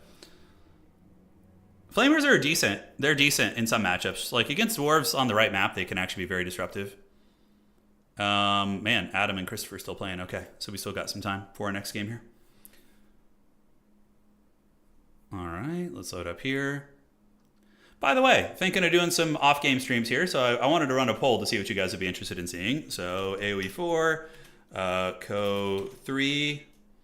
I'm not level 60 in WoW yet, but when we do get that, the WoW streams will be on the menu. Civ 5, multiplayer. Or, what was the other option? Age of Wonders? Age of Wonders, yeah. Age of Mythology, probably be better. All right. Tomb Kings are an extremely good faction in this game. Tomb Kings are actually very good. They counter a lot of the meta choices, which is really cool. So if you want to, dude, if you're getting into multiplayer and you just want to like dive into it and specialize in one faction that literally doesn't have any DLC you have to buy, you just get everything in one fell swoop. I cannot recommend Tomb Kings enough. Tomb Kings are very, very good. Civ 7 isn't out yet. I would just do Civ 5 as a fun one-off thing. It wouldn't be like a, it wouldn't be something, you know, we do a lot. It would just be one stream of playing that, you know. We're gonna do a World of Warcraft PvP stream, because who the hell wants to watch somebody level in WoW, you know? I mean, I guess hundreds of thousands of people on Twitch, but myself personally, like, I only like to watch the action, you know? Wow, Age of Mythology really winning pretty hard there. I didn't play Civ 6. I only played Civ 5. Yeah. How could you do this? I'm sorry, Ken Beans. Sorry, I burned out a little bit on it. I played it a lot, so I'm taking a bit of a break so I don't punish myself. Yes. Yeah, Tomb Kings are a really solid faction, and it's cool because Tomb Kings are like S tier and tabletop too. Yeah, Tomb Kings 54% win rate, like great against greenskins, winning against beastmen. I don't know what else how they're doing against like ogres and things like that. Looks like are they beating ogres? I feel like Tomb Kings can beat ogres for sure because they can counter the Thunder Tusk. The Ushapti Greatbows can keep that thing honest. Yeah, we're still going to do more Warhammer 3 tournaments. That's a given. This is just like a gauge of interest of what you guys want to see aside from that. But Battlegrounds are fun to watch in WoW. Like PvP, Battlegrounds, all that kind of stuff is always a good time. Hey, JHS. Thank you for becoming a channel member. Welcome to the Dukes of Haggard, my friend. And I appreciate you. Thanks for keeping the old man going. Yeah, I actually thought Civ 5 would win this. It's kind of like I'd have to find some people who have played Civ 5 before. But we could do like an in-house Civ 5 game. Basically, we would get like 4 people on a small map, and we would use a 1 or 2 minute turn timer and just go. And I would have to relearn the game because I haven't played it in 10 years. Oh my god, yeah, 10 plus years. But yeah, honestly, tower defense too. That'll happen eventually. I'm a little burnt out on it right now. It's a very good game, but I just played way too much. Yeah. Wow, they're still not done. Okay, still a little bit of time for this last game. 2 mirror matches in a row, suffering. Yeah, I never played Civ 6. I don't have any interest in it really. I prefer the aesthetic of Civ 5 by quite a bit when I looked at it and the graphics and the way things look.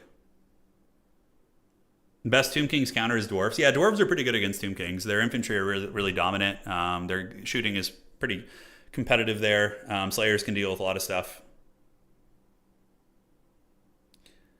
What do you think will be the Slaanesh centerpiece unit in the upcoming... Oh, I don't know, actually. Like, what is Slaanesh even missing from tabletop? Probably like a mutated... They're just going to copy and paste the Slaughter Brute and the Mutilith Beast and make a Slaanesh version of it, probably, would be my guess. If I was a wagering man, that would be my guess. Civ Beyond Earth. I don't know if I've ever played that. I'm very excited for Civ 7. We're going to cover that heavily. I'm even thinking of running like a little tournament league for it, which would be cool. We'll see.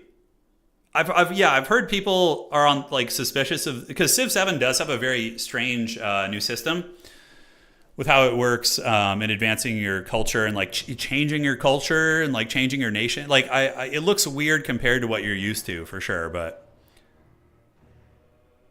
the big secret chariots with giant lawnmowers, yeah. Yeah, Gladius is all right. It's not enough for me to want to get into it, but it's an all right game.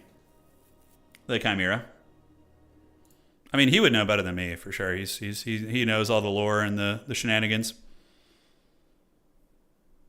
Chimera or Chaos Giant Worm or Slaanesh. Yeah, there'll be something or other. And as soon as we find out, we'll certainly let you know. All right, 0-2, baby. We have made it to the top 4 of every tournament. The past 4 or 5 tournaments, but now we're in the dregs. We have become the gatekeeper of the lower realms, the outer realms here. I'm not the tournament host, Arcade. It's Harrison. I was going to host a Pick 6 tonight, but then I saw him post this, and I was like, all right, time for the pit fight. Me and Prepare for the Bear are going to battle for the 0-2 crown. All right, let's get back to business here, guys. Let's go. 0-2 suffering time. I just messaged my opponent. I'm like, join me in the 0-2 suffering pits. I love your channel. I sent you a PM on Discord about Kairos and how... Yeah, that's cheating, Soul Grinder. I saw your message. I explained it. That's cheating. That's just straight up cheating. So, no, you can't do that. And you shouldn't be doing that in ladder either. That's just straight up cheating. Yeah. But thank you for the donation. And hopefully you don't do that and when you're playing with your buddies, because it is just cheating. All right, so what's he going to be playing here? Is he playing Bretonnia? No freaking way. The battle of the 35% win rate factions? Haunted Vale is the map. Okay. Damn. So are you Kislev? Okay, Kislev versus Tzeentch. I don't know what to do here either. All right. Okay, let's see here. Okay, I think I have a loose idea of how I want to play this.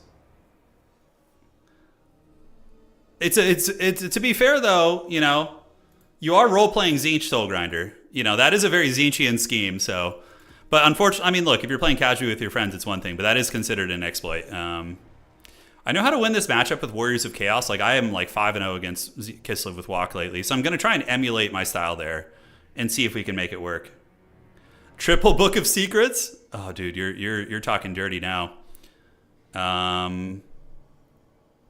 Yeah. Do we want that? I think that's fine. Okay.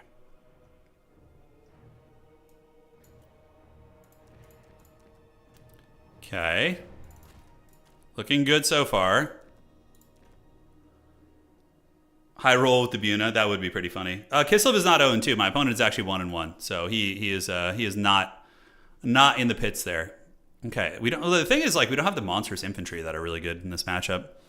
Like with Walk and you usually use like Armored Trolls or Blood Beasts to really dominate a lot of the fights, but here you don't have that. So it is a tricky one. It is indeed. So the Haunted Vale, what does this map look like? Yeah, it's basically just the replica of what we played earlier. So the Centaurs are good. They're nerfed, but they're like a fair unit now, you know? You don't got to feel too bad about playing them anymore, which is good. I'm almost like wondering about a Warrior Wall, but like it's going to be tricksy hobbitses, man, with all the... Yeah, Forsaken don't feel super good here either.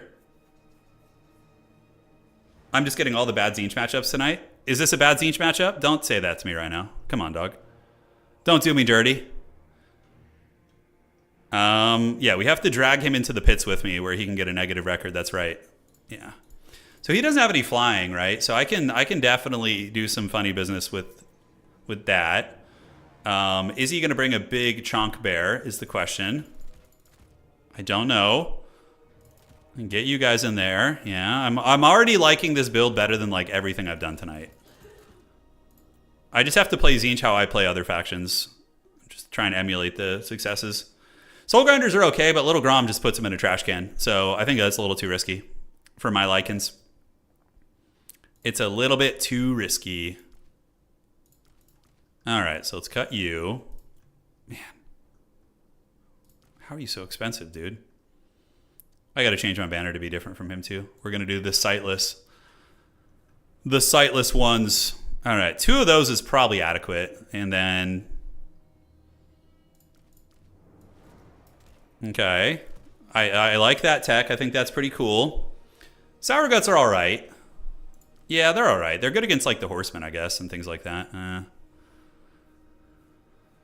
So he's going to have mobility getting up and contesting objectives, so I definitely should be contesting it against him. Okay, so the Zangors are fine. Do I want any sort of like a weird spawn type unit is the question. Do it. Weird spawn against these guys? I mean, there's so many spears and bows. It just seems super precarious. We have to watch out for the shooting, too. The shooting is going to be good. Flamers of Tzeentch in this matchup are very vulnerable to being run down by heavy cav and those type of things. So that is one element we need to really, really be cautious about. And do we want basic warriors? Probably halberd warriors are better here. They're going to be able to fight for longer and give you a little bit more sustainability. Yeah, I like it. I think it's not perfect, but it'll do, pig. Oh, shit. I forgot the army blocker. Well, hopefully he wasn't watching. He locked in his army right away, so he wouldn't have changed anything anyways. Prepares an honorable opponent. Yeah, I'm hoping so. My lack of say. Tank Pone, stop. You're out of control, dude. You are out of control. You need to calm down. The golden griffin from his cage. I don't know if yeah, maybe the key is just using a big chicken and spamming blue fire. Right? Maybe that is. But Village is my boy. I use him in walk all the time, so I would definitely start a Tzeentch Chaos Army in tabletop. By the way, I'm thinking of running a fun tournament where let's do this, and get you guys moving up too. Get you guys waddling on the outside here. You guys go right there. 2, and you guys can go grab that point, and then you guys can do this. I'm thinking of running a tournament, like a really... so I have 4 old world armies, but I kind of want to downscale on space a little bit, and I never play my Nurgle army in Chaos. It doesn't suit my playstyle on tabletop. I prefer to have my Tomb Kings and my Empire and my Chaos Dwarfs. So I'm thinking of running a tournament. You would need to be in a region that's easy to ship to, but I'm running like a big major event where the prize for winning the event is a full old world army of Nurgle. So you get a fully painted, a kitted out, a based Nurgle army. It doesn't have like all the most competitive elements, but it's definitely good enough to get started. So I think that would be really fun. All right, let's do it. So it'll be like the Nurgle Bowl or something. I don't know. Yeah, it would depend on where I can ship to. Preferably, it would be United States or, Central Western Europe. That's pretty cool, right? Yeah. So it's definitely enough to play a fat Chaos Army. That'd be fun, right? So you just win the tournament and you win a full old world army, which would be badass. Coastalton. Oh, that's fun. Coastalton is going to get smashed up though by my boy Village. All right, so what are we going to call it next? Does he have guns? He does have some guns, yeah. There's bows and shenanigans and things like that, but we just get the objectives and then we just poke and have fun. All right, so we're going to move up on the point. We're going to be fighting over Objective 2. I actually like this map. I think it's pretty okay for us. Chosen are going to get there, and I don't see anybody contesting that one. And we're going to go and just throw at the... What are those? Those are Kossars? Okay. So just kind of stay back and poke these guys a little bit. If we could poke the Kislevite warriors, that's money, right? All right, so let's get some halberd warriors up there. And get back. Oh, range units are so clunky with their movements now. Look at how they're like boxing up and shit. I know that's been a thing, but thankfully we baited out a spell. It didn't do any damage, and we are in a good position there. All right, so we're gonna line up like so, and we're just gonna use these guys to like harass the outside a little bit, which should be good. All right, so how are we looking? Yeah, this trade is very good. Those Kislevite warriors getting wrecked by the shooting there is quite strong. All right, so let's get the Severed Claw in there. We're gonna get our 2 characters to move in and smash, and the Chosen are gonna arrive. Should be able to make pretty quick work of most threats there. And yeah, we just kind of keep poking away here. Let's get a Zangor over the top. And yep, that is looking great. Outstanding. And yeah, wow, look at the value we're getting on that unit. That is amazing. Okay, so characters have gotten in. Let's get you in here. And then we need to see... perfect. Yeah, it's outstanding. That's like about as good as it gets. All right, so let's retreat back. We're going to get his Ice Guard. And yeah, these Kislevite warriors are going to get wrecked. And looking good. All right, so we straight up just killed a freaking warrior using those units. And now we need to get the Zangors and the Halberds heading over to the contested objective, although we need to get this point first. All right, so let's get the Chosen to waddle this way. Have you replace here for now. And we can move you guys about face. But the bombardment there was pretty good. It was pretty good. But he's getting good bombardments on me too, so that's a little bit frightening. All right. So where can we throw here that's going to be good? We do have the Kossars. I don't know what they're targeting right now. So we need to be careful. But yeah, we do get this objective. And now we're going to get you boys moving up here. The big Chosen. And right on. So we have the double cap, which is great. I could do a little bit of play on the outside if we want to. We can do some weird Zangor shenanigans around the outside here. It doesn't look like my opponent's using much in the way of... Okay, so let's actually go after Kostalton here. Yeah, we're going to get you guys in 4 and try and beat down Kostalton. That's a really nice catch for us. And the Chosen will be there soon. They are eating some firepower, which hurts a bit. Let's see if we could park on this point and keep that. And it looks like he's going to be forming ranks here, so we'll just pull back this way. Okay, so unsummoning, and we have the warriors hanging out over there. How are we looking? Kostalton's getting his butt kicked really bad. And Village is battling... Oh, the Golden Knight. Wow, okay. But we do have a Chosen unit here. Unfortunately, the Chosen are about to get it. Yeah. All right. So, wow. Yeah, look at Eocold just smashing up freaking Homeboy here. Kostalton getting punched right in the wiener. All right, so I think we're going to call in probably just more grinding power for now. There will come a time when I call in the sweepers, but I don't think it's yet. All right, so let's move you guys in. You guys throw at these units here.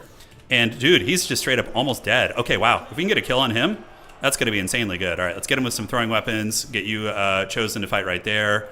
And, yeah, if we just get a Lord kill, dude, it's such a big win for us. That is huge. All right, so is he nearby? He's broken. He's at 400 HP. Can we finish him? He's at 300, negative 55. Shattered. Let's go. All right, that's really good. So we get the Shatter there, which is outstanding. And we managed to keep holding on to the point. Let's get the Zangors to keep fighting here. The Chosen, unfortunately, got caught in a weird situation, but that's incredibly good. We're actually silenced by the Golden Knight right now, so where is she? Is she still attacking me? Okay, so we need to get the Golden Knight. We need to just go take her out real quick if we can. Nothing that my Centaurs are going to be good against. These are armored Kossars, so let's actually put a little bit of back pressure here and just kind of, keep them busy. Chosen, unfortunately, just eating it, and we need to get you here, you guys throwing right there, and on the outside objective, we seem to be winning as well. So we're in a good shape right now. The Chosen are just getting a really, really bad fight, which sucks, but he's about to get a big leadership penalty on his army, which is good. So yeah, the hybrid shooting, though, is very, very menacing. All right, so the Golden Knight is losing, but not before she's doing a ton of damage to me. So we need to get some support in there if we can. Let's move out of this. And yeah, the Halberds are still fighting. The Chosen, thankfully, are still going pretty strong. Now, what do I even want to call out? Is this time for the Changebringers? His ammunition's running a little bit low. So let's start grinding here, and we can maybe do a little bit of action on that outside the spot there, for sure. All right, so I need to get the Golden Knight away from me because it's just so troll.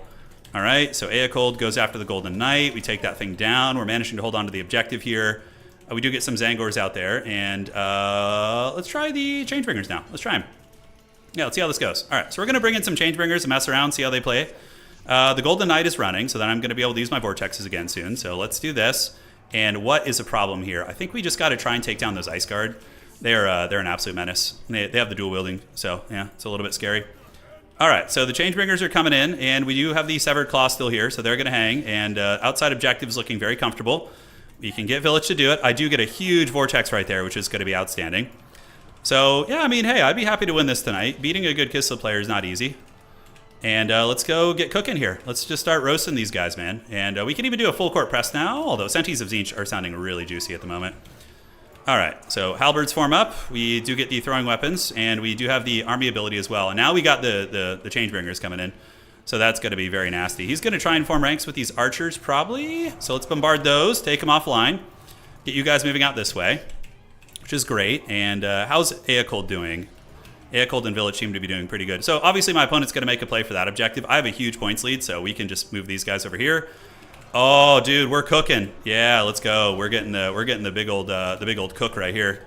All right, Severed Claw against you guys. You halberds hold the line, and now I think we just call in some Sentinels of Tzeentch out here. We're going to be fine. All right. So Centaurs of Tzeentch, we do this, pull back, and lure you in. And the Changebringers do eat a couple shots, but not before they do a lot of damage.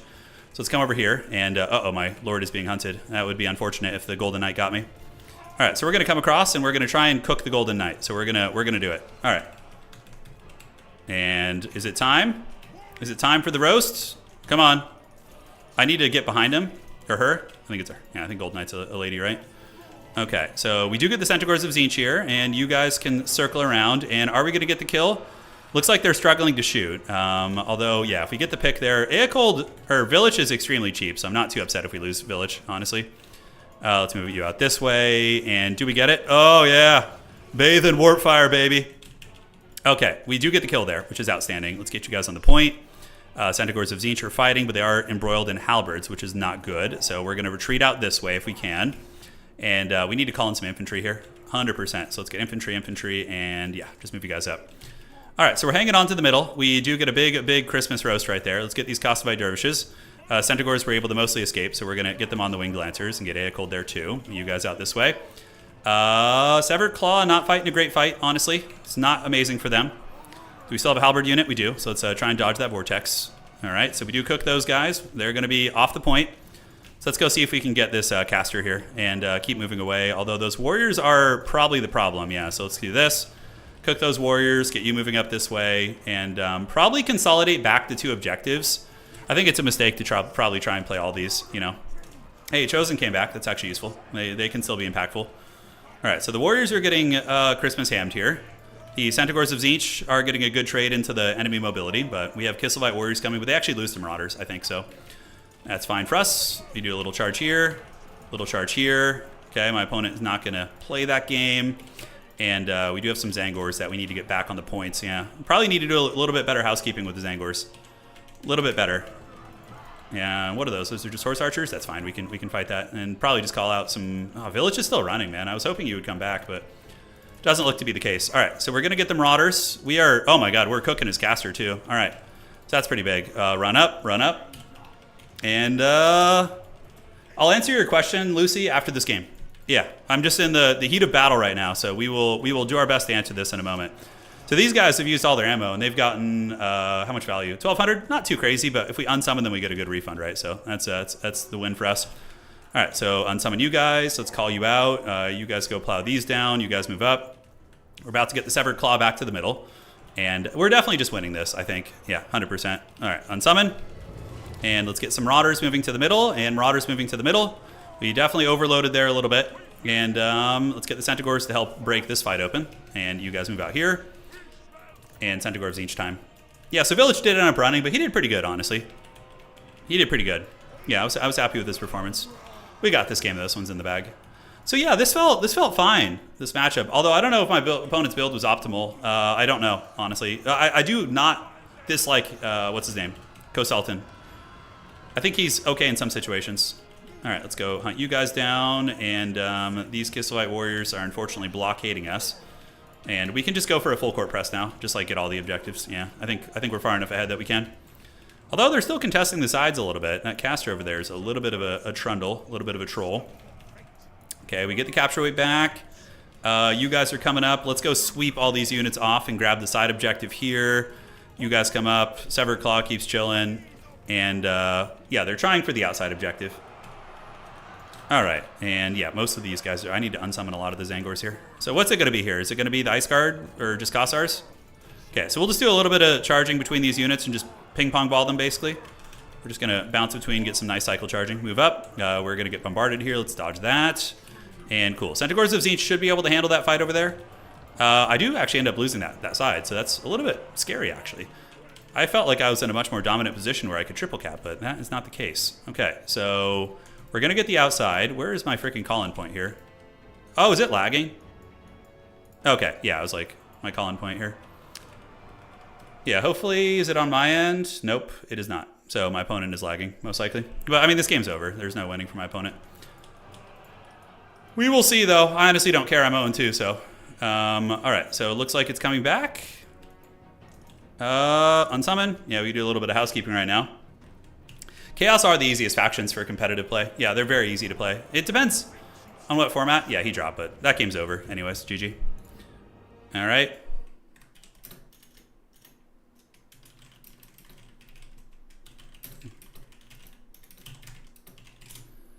Okay.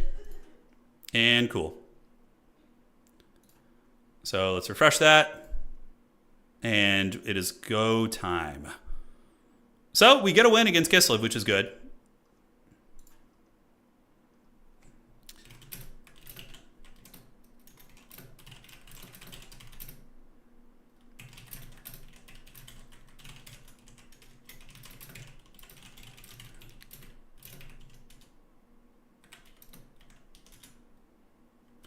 Join me in the pits. I basically just told my opponent, I'm like, join me in the pits of hell. Okay, so report the score. That is going to be Tzeentch versus Kislev. Kislev is definitely much more balanced now. They're a very good faction, but they're much more fair. All right, GG, well played. Yeah, there was no chance for my opponent there. That game was 1,000,000% over. I still had Severed Claw. I had 2 Centaurs of Tzeentch with full health on the battlefield. Just like the Tzeentch army, the Kislev army was raggedy as hell at that point. More like perfect micro mode, that's right. All right, so to answer your question, Lucy, let's see. Hey, Turin, if somebody wanted to go from single player into competitive scene, what 3 to 5 factions are the easiest to get a hang of and not screw up? Okay, so let me just type this for you here. So the easiest, like most simplistic factions that are also good are going to be, I'm typing them in chat, so just hang tight. So, okay, I just need to consolidate my thoughts. Typically, I recommend people play what they like, you know, like based on flavor, because every faction can compete. But in terms of simplicity, I'm going to list out the ones that I think are really good to get into. Tomb Kings are not simple, but they're really good to have in your pocket. They're very, very good. Okay. Warriors of Chaos can be a little bit overwhelming for newer players because there's so much to choose from. Nurgle is very good. No, Vampire Coasts are pretty good in Dom. They're actually I think 60%, 55% win rate right now. So the data would say otherwise. These are like the most easy factions to play, except maybe Tomb Kings. But Khorne, Norska, Nurgle, and Slaanesh are very easy to play at a competitive level. Now, optimizing them and playing at the peak of competitive play, like a tournament finals, is one thing. But like if you're just starting, if you just play Khorne, you bring Valkia, you bring a bunch of like infantry, some Khorne Gores in reserve, and like Plush Hounds and whatever, and some Minotaurs, you're going to be chilling. Like Khorne is probably the best beginner faction in the game, and they also happen to be top tier. Norska is very simple, and what's good about them is if you're trying to watch your wallet, you don't need to buy any DLC, and you get a full competitive faction that's very good. Tomb Kings, the same thing. And Tomb Kings are harder to play, though. They're way less beginner-friendly. But if you just go Tomb Kings and bring a wall of Skeleton Spears, a couple Nehekar Warriors, one Ushapti Great Bow, and Cetron and Sphinx, you'll be able to compete against most builds. You know what I'm saying? Nurgle is great because Nurgle is a full court press faction. You just get a bunch of good infantry with a couple specialist pieces, and you just push your opponent. And then there's a lot of advanced tactics I could get into, but that's basically it. And Slaanesh is just overpowered. Slaanesh has ITP infantry, so you don't ever have to worry about your infantry terror routing. They have high leadership. They hit hard. You have some of the best cav in the entire game. Amazing magic. Really easy lore choices in Sigvald. Just get Sigvald and put him on a point, and you're going to be chilling. So yeah, that would be my suggestions. Khorne's win rate is like 50% on the dot. I think it's 52%. Yeah, 52% right now. If we take a look, here we go. Yeah, Khorne is sitting at 52. So, yeah, it's great. I mean, that's really, really good. But yeah, those, hopefully that answers your question. Those are probably the easiest factions out of the gates. Yeah. Okay, and where are we at now? So 1 and 2. If we can win our last game and end up with a 50-50, I'm happy. That's a small win for us here in the fourth quarter. And then of course we're going to be casting the semifinals and the grand finals, which it's looking to be Solo Spaghetti, Ash, Oishi's up there, Harrison's lurking. Definitely some strong players here looking to make the top 4. Yeah, Khorne is pretty balanced, honestly. They are just really oppressive against some factions. Like, Khorne will wreck any faction that relies on heavy cap, typically. So, Empire, Kislev, Bretonnia are all going to have horrific times against Khorne. Because Khorne just, like, reinforces with freaking Khorngors now, and Blood Beasts, like, also are super good there. And then the Wrathmongers are incredibly hard for those factions to get rid of. Khorne is so good and so easy to play. Now, if you really want to get saucy, Warriors of Chaos are my personal favorite. And I actually think Warriors of Chaos are sleeper really strong. But they require a lot of game knowledge to play because they have so many choices.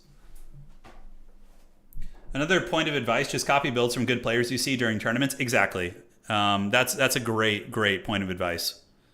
And if you go back over my streams, my past couple streams, I mean, we went undefeated with Empire in the round of 4, undefeated with Nurgle recently with Khorne. Go look at the Pick 6 tournaments, and you can see build diversity and just literally copy and paste those builds because they're working at the highest level. So yeah, that would be my 2 cents. If you struggle with micro, just chaos with durable infantry and reinforcing infantry is really good. Yeah. Seeing Turin play, I wouldn't think Empire's on to 43%. Shows what a player does. Yeah, Empire's weak, but they're flavorful. You know, it's hard and you're scrapping to survive. Empire is much more impressive in land battle because there's some nasty kiting tactics you can do, but in domination, it's Empire is good, but requires a ton of finesse and is difficult to play for sure. Yeah, that's a good idea. You can go back and watch the streams where it was either an SFT for that faction or like a pick 6. And my pick 6s always include Khorne. They always include Warriors of Chaos and Nurgle, so you're going to see a lot of that. Yeah. Did Beastmen get a lot better? Yeah, Khorngors are a big buff to them, but Beastmen are just very good. They have some of the best mobility in the game. Like, these guys are just all so freaking good. Like, amazing. A 750 gold unit. Centaurs are so powerful. The Tzeentch ones are really good. I mean, you have so many good infantry choices. Against demons, you have Zangors. Against armor, you have Pestigors. Against everything, you have Khorngors. The Beastmen are just feasting on the scraps of other factions, basically, which is crazy. John, I don't know about a Dune stream. I don't have too much interest. Just to be completely clear with you, I don't have too much interest in that game right now. But it's not out of the possibility for the future. Yeah. It's something that could happen down the road. Smug cow noises. It happens, dude. I've lost 4. My opponent is him and I are talking. He's like, I've been in the pits this season. I'm like, dude, I've lost 4 tournament finals this season. Don't worry about it. We're all here. Oh no, I think I'm playing a Chorf, my Chorf brother. He's like the one other Chorf main out there. Let's do it. He says, welcome to the pits. I'm like, let's do it. Yeah, the pit lords are gonna duke it out to see who can salvage their record. I never watched this channel. I pass out with YouTube and wake up midway through the live stream almost every day. Over time, I've grown to love this routine. Dude, so creepy reading, dude. I don't know why that happens. I have gotten so many messages being like, I don't look for your channel. I just wake up and it's on in the middle of the night. I don't know why. It is the weirdest thing. By the way, creepy reading. Can you tell me about your channel a little bit? Because my wife is really into those kind of channels that do like horror short stories and things like that. So would be interested in that. Yeah. It's weird though. It's such a strange thing. I don't get it. The YouTube algorithm is strange as hell. All right. So what map are we on? We are on Gates of Ekron. Okay. I like Gates of Ekron. Oh God, it is the Chorfs. I kind of know what Chorfs don't like. That's how I found you? Yeah, it's weird. It's like an Adult Swim. Yeah, dude, it's like a fever dream, right? It used to happen to me when I lived in LA. I used to go to bed and like wake up to random streams at like, back at like 3 a.m. and it was like a fever dream, you know? You're like in a different planet. Let's go to Tzeentch. Okay, so we're Tzeentch against Dwarfs. Join us, yes. I don't know. I used to read horror stories, but now I mostly make lists and editorials on creepy things. Cool, well, I'll check out your channel after this, man. Spiffing Brit actually covered it like a year and a half ago. Sleepwatching is a huge thing now, where you just get sent a small video to live stream. Yeah. It's a strange thing for sure. All right, so I have an idea of how I want to play this.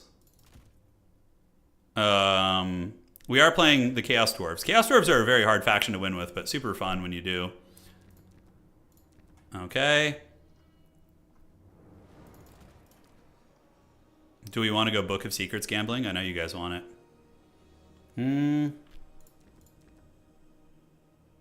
The Book of Secrets is just too much of a meme. It's too much of a meme here. It makes sense, yeah. Yeah, no, I think YouTube, like, for some reason thinks this channel is like, it's getting ASMR vibes or something. I'm just speculating. I have no freaking idea. So against Dwarfs, by the way, you don't want to bring any like good infantry. They will just plow you and you're gonna have a bad time. All right. So I have a weird, funky idea here, and I'm curious what my opponent's gonna do. Yeah, that looks pretty cool. Okay. So there we have it.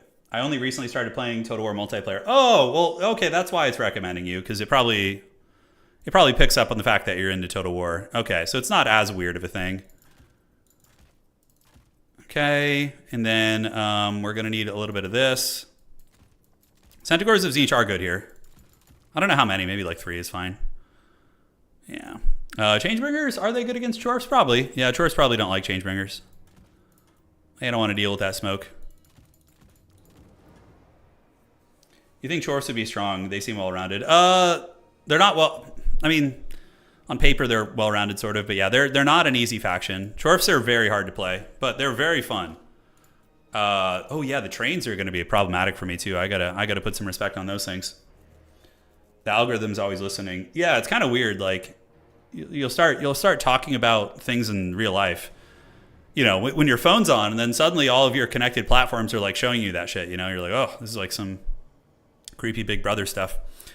Chaos Knights in this matchup, probably not super good. Too much armor to deal with. Zangors are going to be fine against like baseline Dwarf infantry. I don't hate the Severed Claw pick. I think like slipping in a Severed Claw in there is going to be fine. And yeah, man. I mean, shit. Let's see how this goes. Let's have some fun, team. Do we want to bring a Flamer of Tzeentch? Doesn't seem like the worst idea in the world.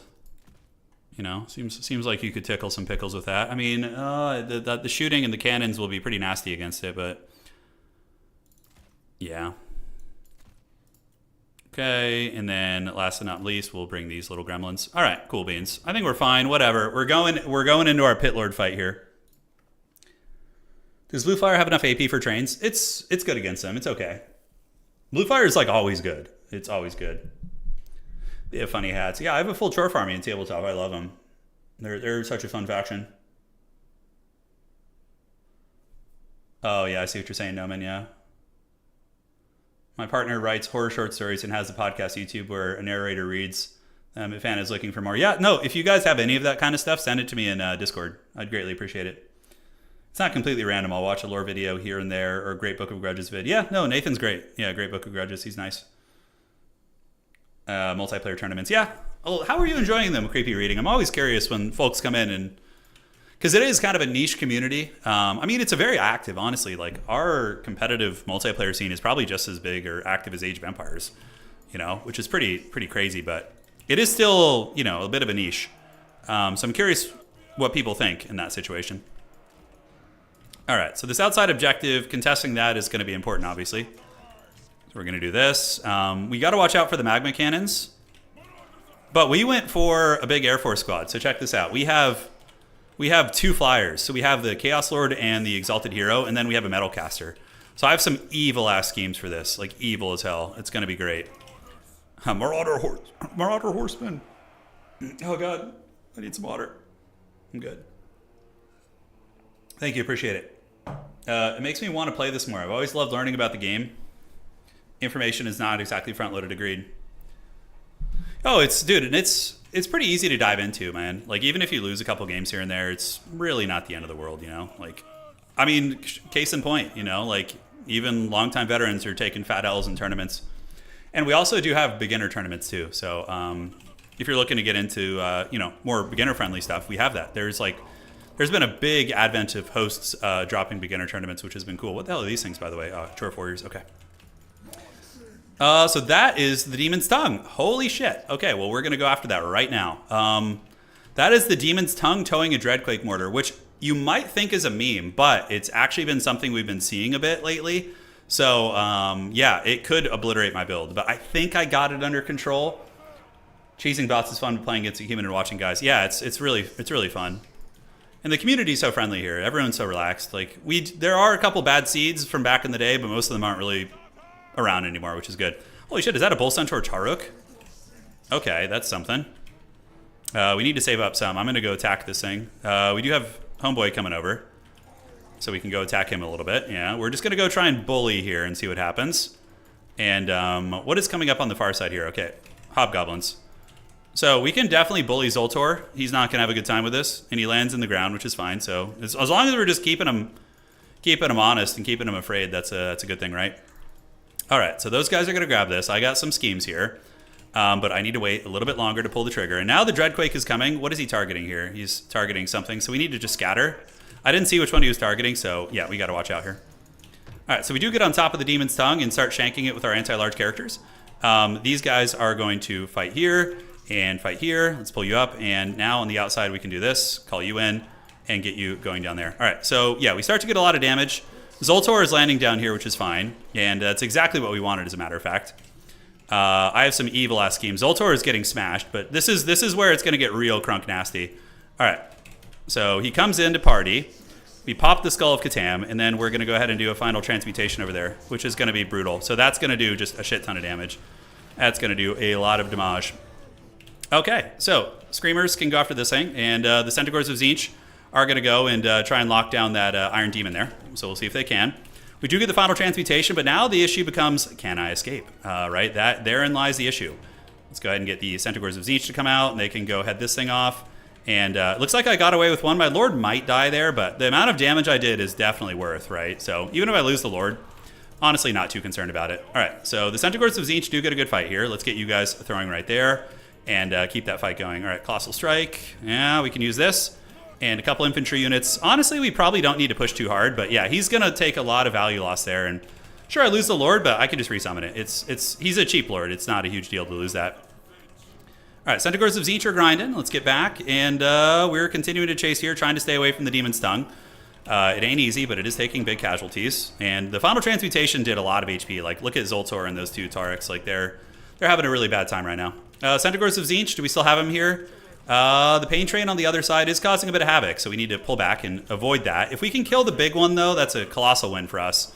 And it looks like they're coming in for another party here. So we're going to go ahead and do this and try and use it on you to get a little bit of a Winds of Magic situation going here. We have Screamers in here, among other things. Unfortunately, I don't have enough for a final transmutation. That would have been very, very nice. On this side, we are losing some ground, though, so that's dodgy. I think I'm going to just ignore this side and pull over here and start hyper-focusing on this situation here. So, yeah, the Demon's Tongue is almost dead, and he gets a really nice flamethrower on us. We're going to go ahead and do another nuke right here, which is going to do a big damage, so that is going to be huge. The Chaos Lord? I don't think it's time to call him back yet, but the Changebringers could be pretty nasty, actually, so we're going to get some Changebringers in there and see what they can do. All right, so you guys come across, hunt here. We get another final transmutation that is going to cook a lot of his units, I would imagine. The train is almost dead, and the Discmaster is on the Demon's Tongue, but hopefully we've mitigated its value a little bit. I don't know how we've done in that regard, but he does have the 2 objective advantage on us, so it's a little scary. All right, so yeah, you guys just charge there. Let's bring you back in. Oops, pulled up the menu. And now it's time to get the cooking going, right? We're gonna try and make a Christmas ham out of this thing. We are in danger of losing our home objective, though, so that's a little bit scary. All right, so let's pull you guys around, try and keep us from losing the home objective. Centaurs come back in. We don't have enough for the Zangor right now, but we do kill the Demon's Tongue, which is pretty massive. So that thing is down for the count. So now we want to Yeah, what are these? These are some mobile units. Okay, let's get some Sentis, not Sentis, but Zangors in there. Basically playing the Beastmen. All right, so yes, let's cook these guys. We have time because we have the points lead. So basically we just need to hold on to our home objective. We get a big flamethrower roast on those guys. That's pretty nice. And we do get some gremlins coming up here. So let's go ahead and attack the Orc Laborers if we can. And the Demon's Tongue is down, and Zoltan is hiding on the edge of the map, right? So that's pretty nice for us. He's going to be off in the Shadow Realm somewhere. And now we just kind of value trade, you know? Just kind of grind through these crap house units, and we could even go chase Zoltan. I mean, oh, there's some Chaos Dwarf Warrior Great Weapons over there. We're just going to lane push at this point. I'm going to resummon my Lord, too, to go hunt down Zoltan. That's going to be the play. All right, save up mana. We do have 39 reserves, so that should be enough to party. And now let's cook some of these warriors. And we see enemy skirmish cav coming out, which is a good idea. The Lord's 1,800 though. That is quite a bit. That's expensive. Yeah, I think we don't need the Lord right now. I mean, our leadership isn't really that much of a problem at the moment.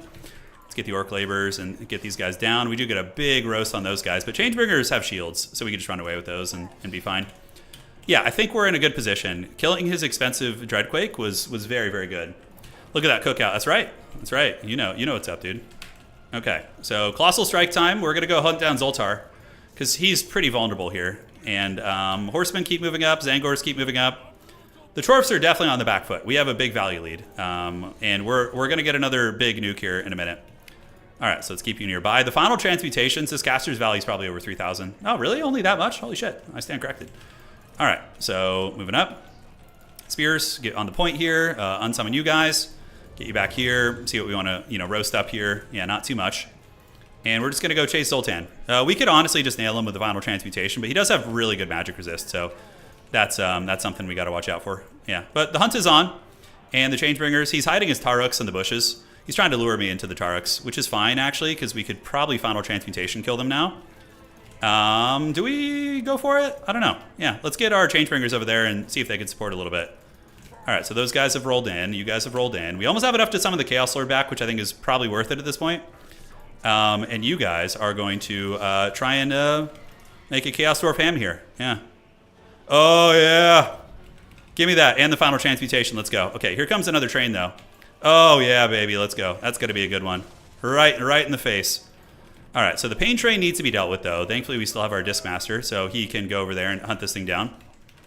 Okay, yeah. Hunt this thing down. Use the Colossal Strike.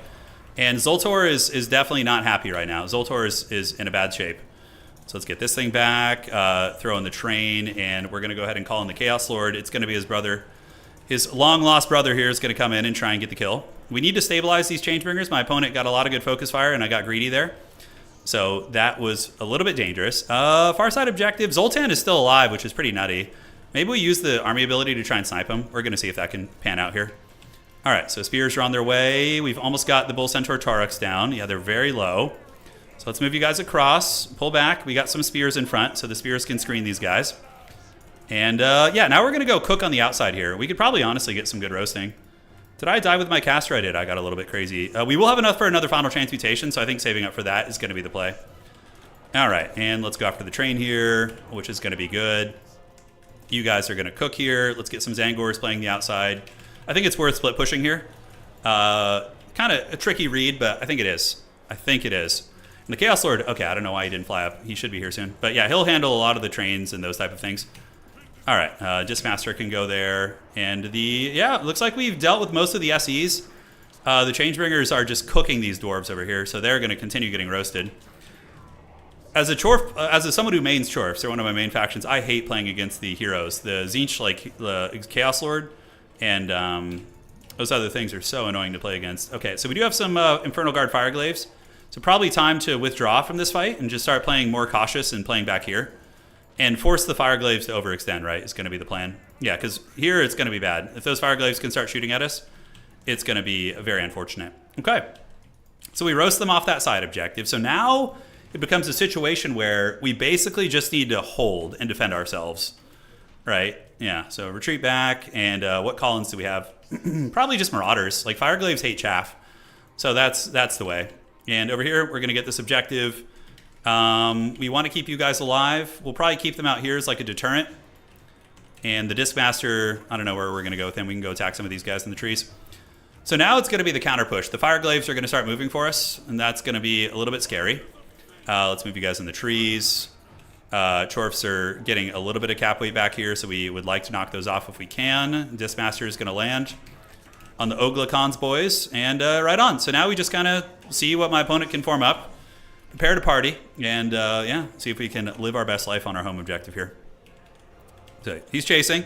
This objective's looking good. Let's see if we can get a big roast on these guys. These Changebringers are already cooked, so I'm not too worried about it, and then we know they're going to die. The Pain Train is low. We do have the Zangors grinding there, so potentially a split push opportunity. Nice. So we do get a big... Oh, man, that was a lot of damage. That was a lot of damage right there, guys. That was fat. Zangors, of course, holding their own on this point. Collins, Senti of Tzeentch wouldn't be bad. If we can, like, catch that train in transition, that's going to be very good. So Marauders are holding here. Let's get you guys going, and you guys can group over here. And let's just put all these guys in one control group, just so I can really Unga Bunga here. Unga Cowabunga. All right, so I think we're in a good shape now. We have our win condition, right? It's just hold on to these 2 points here, and that's that. Yeah, and these are what? Bull Centaur Renders? Ooh, interesting. Okay, with great weapons. Wow, okay. I'm going to need something to fight those. I actually don't have anything super useful here. We do see the Fireglaves in the woods. You know, I don't hate this idea of, like, attacking the Fireglaves with my 3 characters. That actually feels pretty good. Now, how much WOM do I have? I have enough for a Searing Doom and then also Final Transmutation. Okay. And we got his train, so the Iron Demon does get caught and killed, which is massive. And we also punish the Fireglaves pretty hard. He's mainly guarding his home objective with... there are some warriors. We don't want to move up on those. That is for sure. So we win this fight in the woods, more or less. Although the Bull Centaur Renders are on their way in. And they do have the great weapons. Let's get some Screamers in. Screamers will be really good against Bull Centaurs. And... yeah, that objective's looking A-okay for us. All right, so Sentis, they need to get away now if they can. Let's see if we could, like, run them away and get out of the situation. And I think we can disengage from the Fireglaves now. Although if he does pile in, I could get a nasty Final Transmutation, which I really don't hate that idea. And the Screamers are almost there, too. So let's get you guys to fight the Hobo Goblins. Get you guys coming out to help as well. And now you can fight these Hobgoblins. And we have the Bull Centaur Renders here with Screamer support coming in. Oh, did my caster die? Shit. Okay, that's not good. I thought the Screamers were closer, but they are not. Okay, we need to hold a little bit longer. I need that Chaos Lord to do it. We're going to do Change or Die and Colossal Strike. Final Transmutation does go down. Sentis are winning that fight. He's not pushing my home objective. And out here, we do fold up his mobility. So I think this is a win here. I think it's a win. The Bull Centaur Renders are a good unit, but they're gonna get outmatched by all the anti-large here. Our Sorcerer is low. We have enough for one more spell, basically. Okay, so I need to just cast one more spell to get us the... yeah, let's get you guys back on the point. Get our 2 mobility units to head down his. Let's get a Centaur of Tzeentch out. They're going to be pretty nice. And yeah, we won the fight here. The Centaurs are routing, and that's it. GG. All right, so hey, we end up going 2-2. And the first game was very winnable, to be honest. You know, it was very winnable. We just barely lost against a great player. So it's not as ugly of a performance as it looks like. Oh, thank you, Creepy Reading. I appreciate that, man. I usually do land battles when I play multiplayer, you say, somehow. Yeah, so land battles are good. You just need player-made rules to make them fair. Because the game isn't like self-contained in a way where... land battle can be horrifically abused with corner camping, draw kiting, spell kiting, a ton of other things. But if you have a good community that runs rules for it, it's a very fun format. Yeah. Yeah, I'll take it, man. The Changer smiles. So... Oh, yeah, wow. The Exalted Hero 2000, 2200, 2800 on the Sorcerer. His hero core got smashed up pretty good. Zoltan had a bad time. How much did his train get, by the way? 1200, yeah. So we definitely had some good value trading, although it was still close. GG, dude. Good industry. All right. So I'll report that one. And here we go. Here we go. Been playing a lot of World of Warcraft on the side. The addiction has returned a little bit, although it's calmed down. It's not quite as bad as it was the first couple weeks. But goddamn, is World of Warcraft not overrun with bots? I mean, it's not overrun, but when you go into some parts of the wilderness, there are so many bots farming. Okay, so we have Tzeentch versus Chaos Dwarfs, which is a hard matchup, actually. I think that Tzeentch Chaos Dwarfs is a little bit tricky for Dwarfs. It's not easy. I don't expect balance from this game at all without outside rules. Well, yeah, but if you want a balanced format, you play Dominate. Like a format where you don't need to police how players play, you play Domination mode. But yeah, no, they're both good modes. It just depends on personal preference, really. You lost me? No, I should still be here. Do we have any issues? No, we're good. Okay. So now we're just waiting for top four. We, at the very least, we helped by winning our last two games. We helped some of our homies. Like we gave Alexander a decent tiebreaker. Blood Penguin got a decent tiebreaker from us. So they'll have chances to maybe make top four, which is cool. My favorite faction is Empire, because I love the trope of regular humans versus scary shit, and I really, really like Warriors of Chaos. So probably Warriors of Chaos, Empire, and Warriors of Chaos and Empire are probably my favorite, and Nurgle as well. I actually have really been enjoying Skaven. No, so my top three are Empire, Walk, and Dwarfs. Empire, Warriors of Chaos, and Dwarfs are my top three probably. Nurgle's up there too, but lately it's been those ones. Yeah. You lost me to WoW? No, you're fine. Don't worry. No, you're fine. Dude, I am the bot slayer though. In WoW, I've reported so many bots in WoW, and when you actually get a bot successfully banned, Blizzard sends you like a message. They're like, "Thank you for doing our work for us," even though we're because we're lazy, greedy, a rotten husk of what we once were. But like, dude, I don't know why they struggle so hard. They are a massive, massive powerhouse corporation. Like, dealing with bots in the games, I don't think it would be as hard as people think. I mean, and this lends itself to the conspiracy of Blizzard wants the bots because they pay subscriptions, which is a really horrible thing if that's true. I mean, I hope it's not, but it's like, man, I feel like if they hired someone competent and gave them some free range, I feel like the bot problem could be karate chopped.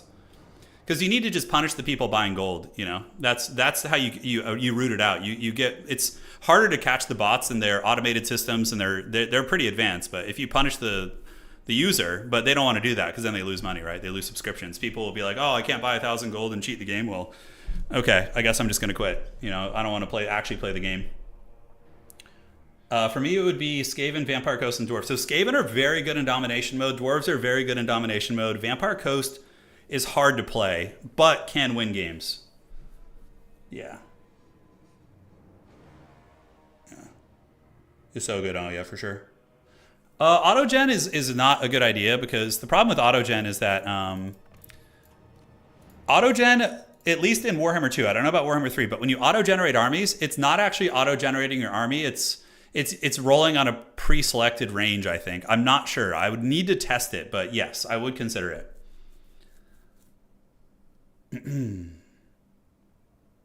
No, I know. Exactly. So bots versus companies is the same fight of characters, hackers versus anti-hackers. They keep changing. Exactly. But if you had a robust system in place that monitored gold transactions between people, you could catch gold buyers and catch that shit pretty easily,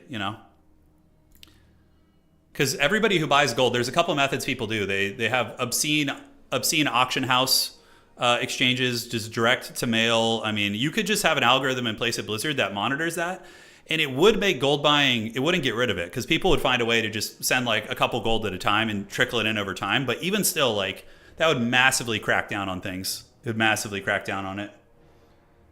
Yeah. Auto-generated tourney. I mean, I'll look into auto-gen. I'm not opposed to it. Yeah, but it is always a bummer when you go back to playing your childhood favorite game, and there's just all these cheaters out there and shit. It's like, man, it's a bummer. But it's just the culture. It's the culture. Yeah, there were bots when I was around in high school, 2005, 2006, but it was much more taboo. It was gold buying was very taboo back then, as well as the other various cheats, but yeah, it seems to be less taboo now. Yeah, the type of person that would buy gold is the type of person that also buys cosmetics, possibly in greater numbers. I think that's very accurate, for sure. It kind of attracts the same type. Yeah, in WoW, it's not too bad, though. Gold buying will give you a big leg up on leveling your character, and it'll give you because you can buy boosts, and it will also give you a big leg up on early PvP. But there comes a threshold where, after a couple months, the gear you can buy from the auction house with gold isn't as good as what you get from dungeons and raids. So it's a short window, but it's just annoying more than anything, because it also messes up the economy. Yeah. Unless things are actively moderated, they turn to shit in a nanosecond. Oh, for sure. And I mean, that's like a perfect metaphor for land battle, right? Like land battle needs to be heavily moderated or it turns to shit. Let's see here. Okay, so we got Christopher's a Dark Age Rush. But there is something to be said about land battle in this game. Like, I think land battle does have more of a spectacle at times. Like, I think that land battle can be really fun to watch in really structured, curated formats. It's very fun to watch. Yeah, I prefer domination massively, but I do like land battle still. How do you run Village? Okay, so Village, you always run him bare bones. It's just so cost effective. So with Village, you just bring Homeboy on foot. And I use Village and Warriors of Chaos, so I'm kind of familiar with how he plays. But you just bring him, you cut everything. Nothing is worth bringing with him. You cut everything except... usually I do Infernal Gateway, and I just use him as a nuke. Infernal Gateway, and you can mix in one other spell if you want to. Like a Blue Fire or Pink Fire, depending on the circumstance. Blue Fire is probably fine, but... typically I just go Infernal Gateway. That's it. And then I just use him to punish infantry on objectives. Yeah. Yeah, no, for sure. Playing casual land battle is great. It's with your homies. It's super fun. It's super fun because your homies aren't gonna abuse the game and cheat against you. That's it's more when I was very active in land battles for many years. Obviously, if you guys remember Warhammer 2, and 90% of the time it was fine. But when you would get to very high stakes games, worth I used to put up big prize pools of $500, close to $1,000 at times.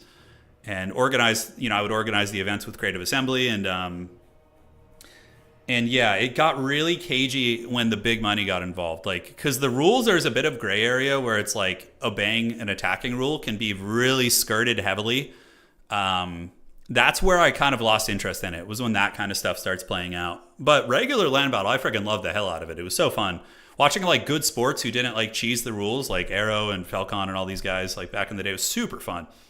Some of my favorite memories, for sure, were the Everchosen, the Vampire Coast Everchosen is probably one of my favorite tournaments we've ever had. It was so fun. Yeah. I'm really excited to see what the next couple games bring. 40, well, obviously, we're going to get 40K. It's going to happen. I'm so excited to see that. And I really hope we have one multiplayer game mode that everybody plays. No more of the split community bullshit. Everybody needs to play the same game mode because there's so many good players who play Domination who I'm sure the land battle community would love to have, and vice versa. I would love to see players Alfredino playing consistent Dom. If everybody just played, the community would be better for it if everybody played the same mode. So I would love there to be a unifying variable in the next game. But, I'm not going to get behind a game mode that needs friggin' player-made rules to play. The game in multiplayer should be self-contained where you can plug and play. I don't want to get draw-kited in quick battles, any of that kind of stuff. Are you a fan of Warhammer Fantasy? Oh, dude. Oh, bro. You've opened the can of worms. So, let me just check that I'm not missing freaking top 4 and they're just going on while I just boomerant. Okay, no, we're good. Oh, you're good, dude. You're good. Okay, one game. So my history with Warhammer Fantasy is I bought a couple miniatures when I was a kid and just painted them and they were horrific. I'm talking really young, I don't know, maybe 7, 8, schoolyard. We would have 10 minis and just battle on the concrete. But then I decided to get back into Warhammer Fantasy in, what would have been, 2015, 2014. And I bought a couple Empire miniatures just before the end times happened. It was a month or two before they canceled Warhammer Fantasy. So then I bought, some starter minis, and they canceled Warhammer Fantasy. And I was like, oh, that sucks ass. But then Total War Warhammer came, and I was like, yes, let's go. But then Old World came out, and I got back into the game. So now I have 4 full armies. I have Tomb Kings, I have Chaos Dwarves, I have Empire, and I have a decent Nurgle army. It's not, I don't have a lot of minis for it, but it's enough to play a game. Yeah. Oh, dude, the Gotrek and Felix books are amazing. They're so easy to read, too. They're very simple reads, which is really fun. All right, so we're almost in top 4. There's just one game to be decided. We have Oishi versus Ash, or Oishi, Ash, Blood Penguin, and Solo Spaghetto. So the fact that we won our last game, take a look at this. The fact that we won our last game got Blood Penguin into the top 4. If we had lost it, he would have a tiebreaker score of 8, and Outer Region probably would have had a higher leaderboard position than him and would have gotten it. So we actually did help out our homies who crushed us earlier, which always feels a little bit good. Although, I love Outer Region's a homie too, so I do feel bad about that. But, it's like, it is what it is. All right, so one game still to be decided here. Thankful is going to get added to the game. He's too iconic not to. He's going to get added, 100%. Yeah. Quick battles, 25-minute. Oh, yeah. My first time ever playing against Void Laws, he draw-kited me around the map in Warhammer 2 Quick Battle. So it was my greenskins versus vampire counts, and I went with like a double giant or Ragnarok spider build and beat his vampire counts. And Void Laws is an exponentially better player than me, for the record. But I just build roulette, right? And then he didn't like, I guess, something about my build, so he draw-kited me around the map for like 20 minutes. Yeah, it's pretty funny. The end times were such a bummer. Yeah, no, they suck for sure. They're terrible. It was just, But it's all good. We got Old World back. We have our game back now, and life is good. Okay, so community, Warhammer community. Yeah, they just announced the new Empire minis. Dude, I know a lot of people don't like this new mini, but I actually like it. I don't know why. He's just like an armored little foot chungus. So this is the new Commander of Nuln. So this is the new guy. I'm going to get him for sure when he comes out. But he's pretty fun. He gives you a +1 to your roll-off for first turn. So if you're playing like an artillery build, he can help you ensure you get first turn. And on top of that, he he makes it so the mercenaries in your army don't have to worry about misbehaving, which is cool. So he's coming out soon. This model is freaking sweet. So this guy is the Grand Master of Knights Panther. I'm going to get this model just to use as my Grand Master. Like, I'm not going to play him as the named character, but I will get him as my Grand Master mini because that thing is just beautiful. Yeah. So is your favorite faction is Empire and Warriors of Chaos? Why do you play the tournament with Tzeentch? So I play a million tournaments a month, creepy reading, and typically what I do is I'm not trying to necessarily win all these tournaments. I mean, I'm trying to win them, but I'm trying to play different factions just so we can all learn as a community. And it's fun for me too. Like, I get a little bit bored grinding the same faction over and over. So even though it's a detriment to my competitive ranking, which I don't care about too much, a little bit, of course. It's more fun to get the faction diversity here. Yeah. But he's really nice, this guy. The new wizard models are freaking sweet too. I don't know if I'm going to get these. I already have enough wizards, but look how good these models look. I love this wizard back here. Like, he's so good. And the wizard of the necromancer is amazing. Look at these models. Yeah, the wizard's 3. And then you got some new engineers. I'll definitely get a couple of the new engineer. He looks really good. Yeah. And then you have the OG units coming back too. Yeah, you got the handgunner regiments. I already have a steam tank. It's a pretty cool model. Hellblasters. These models are so haggard. So these are the old Grand Masters of the knightly orders. So you have the Blazing Sun. You have you have Ulrich. So that's the White Wolf. I don't know which one this is. This might be the Fiery Heart. I'm not sure off the top of my head. Oh, the square bases are the best. Yeah, but this is like, I'm excited to get these Warrior Priests. Like, the vintage Warrior Priest models are great. I love the guy with the two-handed hammer there. Super good. Then you got the Ulrich Priests. Check out these guys. These guys are just thug nasties. They look great. The classic Witch Hunter's an iconic model. This guy's for Bretonnia. He's the new Bretonnia model. He looks really good. All right, sorry. Am I missing top 4 yet? Hopefully they haven't started. Oh, God. All right, who are we going to cast? Oishi's playing Khorne. He's really good at Khorne. Oh, that's going to be a sweaty duel. All right. Lobby code, please. These are 2 extremely sweaty players. And, yeah. I'm going to ask for the lobby code from both players, and we'll go from there. All right, boys. Let's get it. Yeah, we're comfy around here, guys. We're having fun. It's just time. Let the Nurglings feast. Hopefully one of these guys will respond to me here. Lobby code, please. Might not be fighting. Dice rolling. Okay. So they haven't decided the top 4 yet. Understood. Why are they dice rolling though?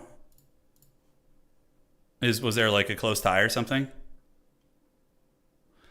Rather than a dice roll, what I would do is just make them fight for it.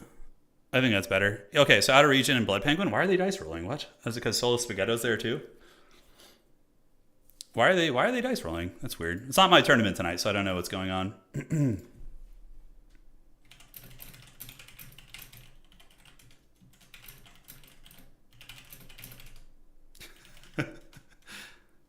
Let the boy watch. Okay. I'm suggesting just like let them fight for it, you know? Yeah, but I mean, yeah, I don't want to bully their tournament. Okay. Let's check here. Good. Between Solo. Yeah, they had a three-way tie, which is a little bit awkward. I mean, they could also do another round if they want to. I wouldn't be opposed to it. Okay. And let's join the code here. Oh, okay, outer. Okay, I need to jump out. The game is full. You guys ready? These are two of the sweatiest players in the community right here. These guys just ooze sweat. Both Outer Region and Oishi are just power gamers. If there's any unit you can use and just like abuse, these guys will find a way. They're good, good sports certainly, but this is a pure sweat matchup. Yeah.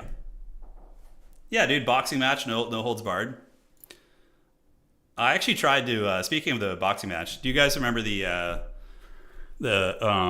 was a boxing match that YouTuber held in Florida, I think, and it was like a bunch of people, like content people fighting, like YouTube people fighting and Twitch people and stuff. I reached out and tried to get in on that, but they ghosted me. I was so bummed. I was like, that'd be so funny to just watch me get dunked on with my mullet. What are some characters you hope get added before the end of Warhammer 3? Thankful is definitely up there. Thankful and Nagash would be big. I'd like to see a couple more named Vampire Lords. I think that'd be fun. Even though they have a ton of options already, I think it'd be cool. Yeah, it was the Creator Clash. That was it. Not the Boogie. Oh my God, Boogie versus Wings of Liberty. I did see that. That was just, you always get those like freak show fights and you think they're going to be fun, and then it's just like it's just depressing more than anything. Yeah. Yeah. What were you gonna? Outer Region is lagging. We'll see if it impacts us. Hopefully not. Oh, he's lagging on his stream. Oh, is he streaming?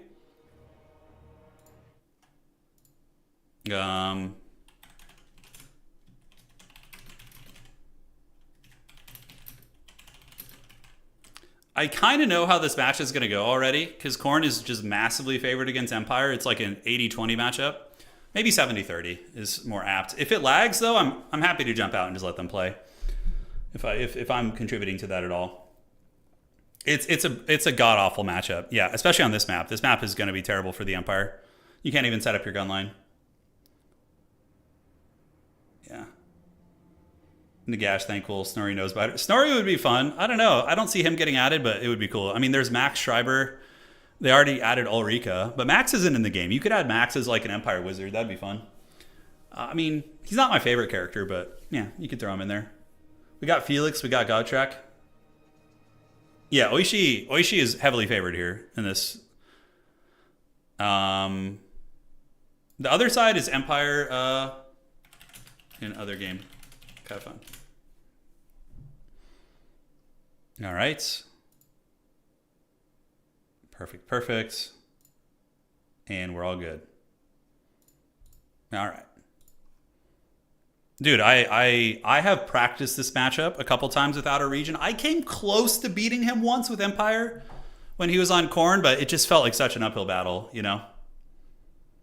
Max and Snorri. Yeah, Ulrika is in the game. She's okay.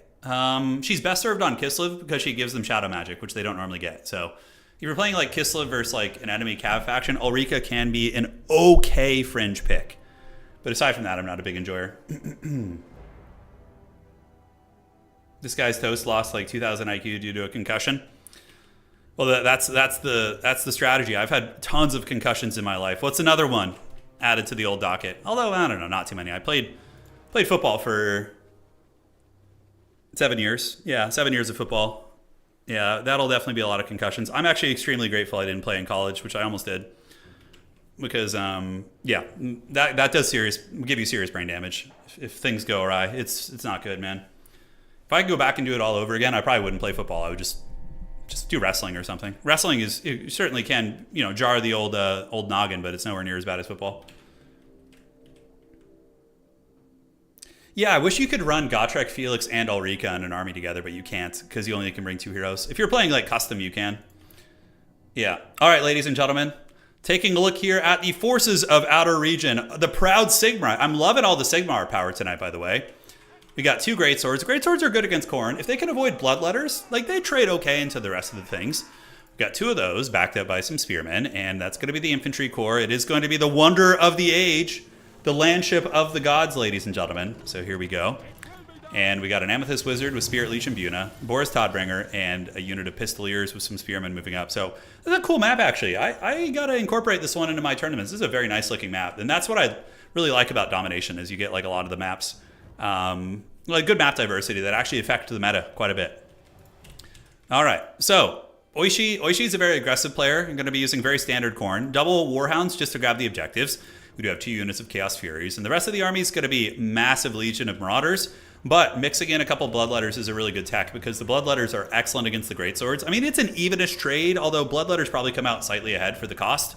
But overall, I do like the incorporation of that unit. Now, typically the Empire loses in this game when they get stuffed back really aggressively and they can't play the, they just get pushed off the objectives really hard because their infantry quality usually can't hang with the Chaos factions.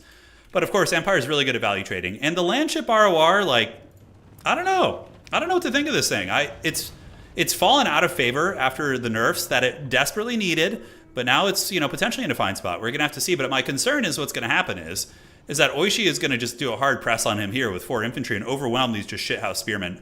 Granted, the Empire player could call in the Knights of the Black Rose to come in and try and clear that up as well. So that's kind of fun. So Oishi actually pulling back. Maybe he doesn't like what he sees in terms of the overall tactics, so he's going to be falling back and retreating. Oh, these are actually warriors mixed in too, and warrior halberds. Okay, so he's actually going with a bit of an armored build as the landship is going to be dropping some hot payloads on their faces. Minotaurs of Khorne being called in with the armored warriors. Pretty badass build by Oishi for sure. I do like it. I like all the heavily armored warriors. I think that's such good flavor and very, very fun as well, rather than just seeing marauders, right? All right, guys. Hanging out here, we got the spearmen on the objective. Oishi preparing for the surround. The marauders and the furies in the trees are going to be getting ready to party while some pistoliers come over to reinforce. Probably sending 1 greatsword over here would be a smart idea. And now we're going to be getting one of the best units on the Empire roster, which is the Royal Altdorf Griffites. These things are beautiful. Very, very good. They have Heroic Charge or Glorious Charge, so they get a double charge bonus, and they also count as if they flanked their enemy, which is brutal. So yeah, anti-large, armor piercing, but honestly good enough against infantry. They cause terror as well, which isn't irrelevant against Khorne. Khorne does have frenzy, but frenzy can be knocked off, so there is that. So landship is just kind of shooting away. Cannons as well as mortars shooting. Pistoliers going to be unleashed on the Minotaurs, and now Outer Region, he better micro these Pistoliers, but he lapses, and his Pistoliers are going to be getting caught. He's a little bit stressed out, probably dealing with Valky and company, and we do get a life caster being called in too. I don't know how much I like the double caster. It's a big investment, it's hard to get your money from all those Winds of Magic, but we'll see if something can be worked here. So the Empire is hanging out on the point, and the Glorious Charge Demogryph Knight's going to get a nice charge into the front of the Marauders. Fury's going to be sandwiching in on them, I would imagine, but the Spearmen and Boris Todbringer should be able to win that particular fight. Pistoliers are kiting back, and the landship, the Chad ship, oh, let's go, baby. Oh, yeah, getting all dirty for Sigmar, rolling over those filthy demons, and doing quite a bit of damage on impact, actually, which is quite good indeed. Now, we do get some witchcraft going down here. It looks like a Shadow, or Doom and Darkness. Okay, Doom and Darkness does get rid of the Frenzy, potentially, so they lose a stat line, a bit of stats. Demogryph Knights in the backfield going to be sweeping. But now Oishi is going for an Alpha Strike. Oishi is going to be using the Minotaurs and the Furies to swarm in. But Pistolier is going to be reinforcing. Amethyst Wizard and Boris Todbringer are all nearby, and a regrowth is certainly going to be going down on the Royal Altdorf Griffites. Now, this is going exponentially better than it usually goes for the Empire, which is a testament to how good of a player Outer Region is. he's actually managing to value trade evenly while also having the objective advantage, which is almost unheard of against Khorne for the Empire. My one criticism of Oishi's build is maybe not enough Khorne Gores on the field right now, but I expect he's going to have those in reserve, and they will be ready to party. So Knights of the Black Rose coming out, a very good unit because they annihilate Furies and Warhounds. And the Demogryph Knights are sweeping, and honestly, out of region, it's looking to be in a decent position. His landship is being left to its own devices, and it's just rolling through all these warriors. Greatswords are also a counter against Chaos Warrior Halberds. They will win that fight. But the fact that this fight went so well for the Empire is very, very encouraging. But now we see what Empire struggles with. We see Oishi getting the objectives, and how long is it going to be taking out of region to get these points back? Sleipnir activated by Valky the Bloody. Jade Wizard actually killed. That's actually really not good. Although the Jade Wizard did get a regrowth off, but potentially going to be escorted off the battlefield here. And for the Empire, probably going to be heavy cav. It looks like just baseline Empire Knights. And this pit fight is do or die. This is very important for both sides. Look, the Minotaurs get broken. Doom and Darkness is able to break them. Leadership breaks on a lot of the demonic units. Hound's getting broken as well. And are there any infantry in here still fighting? That's my only concern. Another Minotaur arrives. Landship is getting smashed up really good. It does have... It had a weird thing before where it was very hard to make contact with it. But now the Landship is... You can actually hit it and do some damage against it. The Griffites, did they survive? They did, and they're in pretty good shape. They're still battling out versus Marauders. And the Empire fighting on its point here should be fine. Greatswords are doing it. But now Oishi is really going for the triple cap. We see Bloodletters and Furies being called in to try and rip apart those state troopers. And ladies and gentlemen, that's going to be very tough. Yeah, this is an RTS game, Ecological. Yeah, it's Warhammer Fantasy RTS. Very similar to Dawn of War and other games like that, where you have objectives to control and you get victory tickets per second and you fight over those, basically, while calling in reinforcements. So think Dawn of War 2, basically. Very, very similar to that. All right, so Boris Todbrigger does land, and the Landship going to be trying to fight off the Minotaurs. The Elector Count of Midland fighting atop his mighty Griffin, looking extra awesome while he does it. But those Minos are no joke. They got their giant battle axes, and the Landship has survived, full power ahead. The Jade Wizard did get escorted and is being punished by Valky the Bloody, so the Valkyrie of the Blood God has found her prey. Probably just going to leave the Marauders to bully this wizard. But yeah, getting rid of the Life Wizard is way better than the Amethyst Wizard. The Amethyst Wizard isn't... The healing would be super useful on the Griffites and the Landship, right? And the Landship is actually almost dead. So Outer Region is looking to be slipping right now, and Khorne is pulling ahead, which is usually what happens in this matchup. We do see 400 HP as the Wonder of the Age is going to be trying to advance 2,300. It's rolling towards the objective. Definitely would love some Spear and Halberd support, but losing that Wonder of the Age is going to be painful. And the Blood God has a full erection for this. And the Minotaurs do get in. They knock down the Landship. The crew sent spiraling to the ground. And ladies and gentlemen, that is probably going to be the beginning of the end for Outer Region. As he's in the process of losing his objective here, the Great Swords of Sigmar do not want to be fighting Bloodletters, like I said, especially when they get rear charged by Furies. And the Great Swords are going to be routed. A couple stalwart spearmen still holding the ranks, but they're not going to be able to fight these 8-foot tall Giga Chad Chaos Warriors. And I would expect Outer Region to probably tap out soon. I mean, not soon. In the next 2 or 3 minutes, I think he's going to realize it's over, and that probably will be it. We do have the Amethyst Wizard still. Toddy and his Demogryph Knights are doing great. Demis are sitting at 1,200, so they've almost paid for themselves. Empire Knights should be able to defeat these Chaos Furies, and it looks like another Doom and Darkness going down, which is a really interesting tech against Khorne, because it can get things to disintegrate faster, which equates to damage, but also, potentially gets rid of Frenzy in a couple situations, which I don't hate. One thing that I think would be nice to mix into the build are Halberds. Halberds are very good in this matchup for the Empire because they trade well into the Warriors and to all the monsters and the Minotaurs and different things like that. So this matchup's very hard, but this was a very valiant attempt. And here's the thing. If Outer Region doesn't lose his Jade Wizard and doesn't get it routed off the map, he maybe gets a regrowth or 2 on that Landship, right? And then he's able to do his thing. So losing the Jade Wizard was probably the first straw that really, really set Outer Region back, because otherwise he would be healing his Griffites, he'd be healing... as cute as the tech is with the Amethyst Wizard, I think just going with the Jade Wizard with Earthblood and Regrowth would have been more cost effective, and he would have had more units. But I don't know. Maybe there's something to it. And he's still scrapping very well. On this side, we do have some Pistoliers coming in to try and contest the point, but not going to matter. The Marauders are going to be able to hold that. Free Company Militia coming out to try and re-secure the home objective. Free Company are pretty good in this matchup. Their hybrid shooting isn't bad. Just shooting the pistol shots into the Minotaurs and things like that isn't terrible, and you could see they're going to be ripping some cursory shots around here as well. That is true. Halberds do get melted by Furies. That is 100% true. It is a bad fight for them, but I like them. They're only 550. I feel like it's not the end of the world, and you can bolster them with other things. Okay, is there a weird comeback here? Was I completely wrong in my assessment? Is the Empire going to claw its way back? Is the Steel Faith and Gunpowder singing the night? Sleipnir activated, a good one right there. Tears through the Free Company militia. Outer region going to be grabbing objective 1 back. Yeah, his Boris blob with the Royal Altdorf Griffites is doing a lot of work. Khorne is entrenched over here, and Oishi needs to be spamming Khorngors out now, like all over the place, because outer region's only going to be spamming mobility right now, and Khorngors counter mobility. So this would be a very, very impressive comeback from outer region, because he is most certainly on the back foot. The value with healing taken into account, maybe, if he comes out with another Jade Wizard to heal the Royal Altdorf Griffites, maybe, but I don't know if that's worth it. So he does reclaim his home objective, right? He's able to get this. The Free Company militia and the Empire Knights are fighting off the Marauders. So you can see they've turned about face. The Free Company got their badass floppy hats and their pistols. So the Central Europeans of Warhammer battling the, I don't know what Khorne would be. Khorne would be something or other, but I guess somewhere in Scandinavia, I would imagine. And basically all the Chaos factions are like from the frozen north, so that's kind of the jam. But Royal Altdorf Griffites are going to be duking it out on the point. Pistolier is also engaged in melee, and the Fleshhounds of Khorne going to be disintegrating. We do have a Duel of Fates up in the sky, so outer region really showing his mettle as a player, continuing to fight here in a very precarious situation. Valkia versus Toddy. Seems like Toddy's holding his own. He probably has the White Cloak of Ulrich. No, he just has Crush the Weak, which is a good ability. So reinforcements coming in. It's going to be more Pistoliers, and the Free Company militia were able to waste the Marauders back here, so these guys did get pounded, and now, I mean, that's going to be 4 units of Free Company moving up. A lot of firepower that maybe can help, but, you know, the Empire needs to get the situation under control before it becomes triple cap, because triple capping against Khorne is going to be impossible with just Khorngor spam on the back objective. But, yeah, it's hard to say.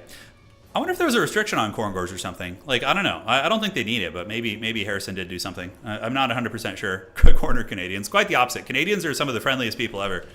My dad was from New York, but he worked on a TV show which was in Canada, and he worked there on it for like 4 years, and he was able to get like some sort of a dual citizenship or some green card equivalent or something. And I used to spend summers in Canada, and people are so freaking nice there.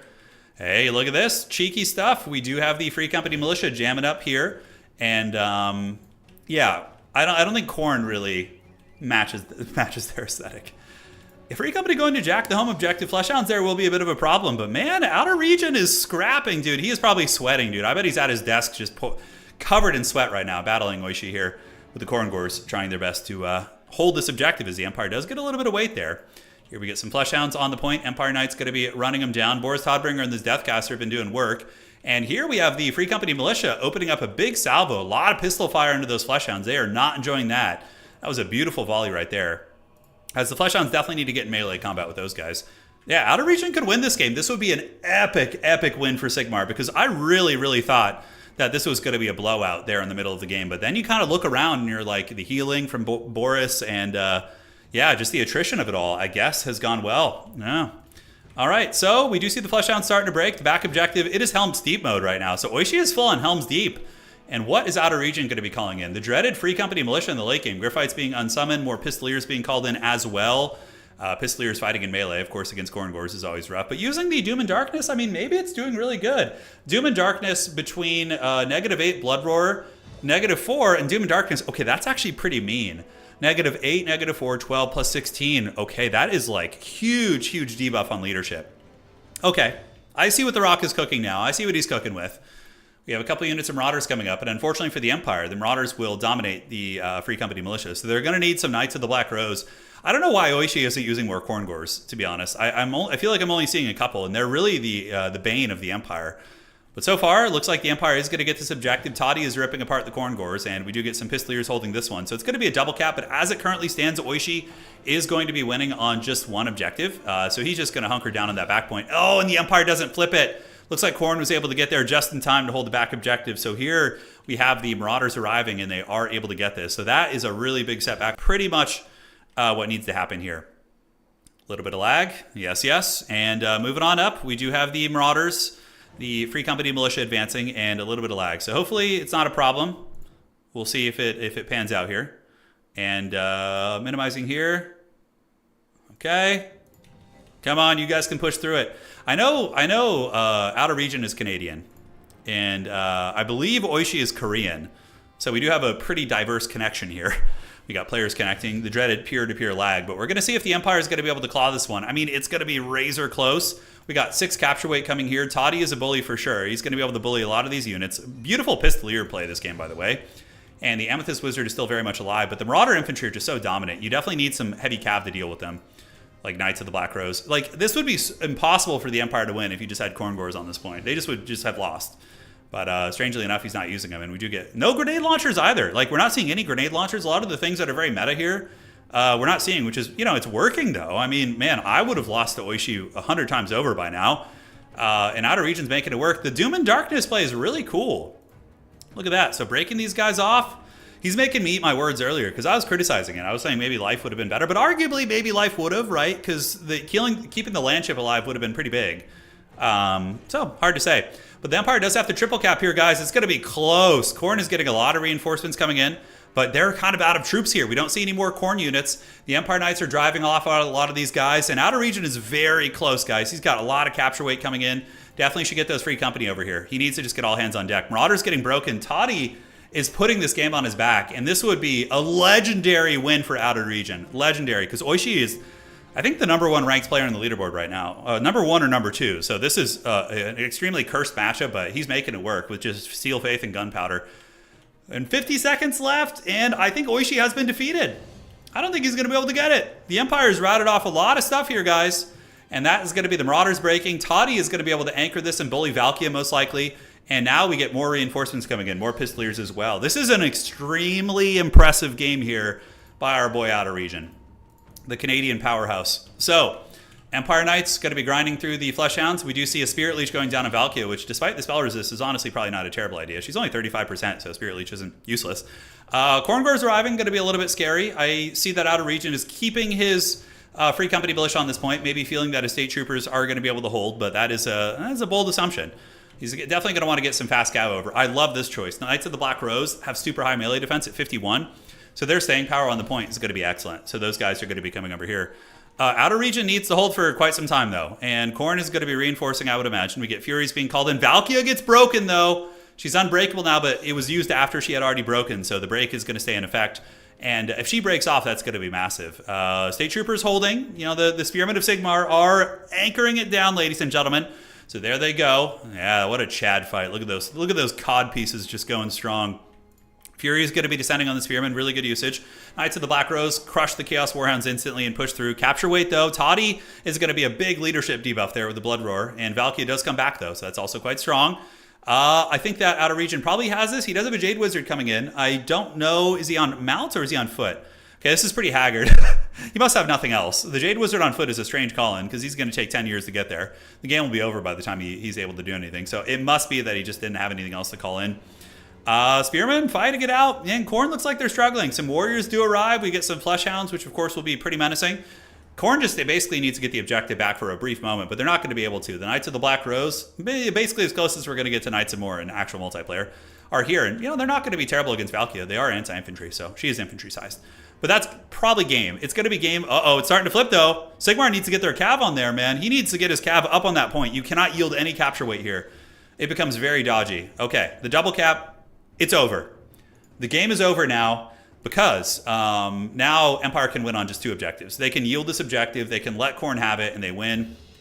Dude, with the Toadbringer, with his massive dong, able to drag down Valkia the Bloody, getting another attack there. Wow, super impressive.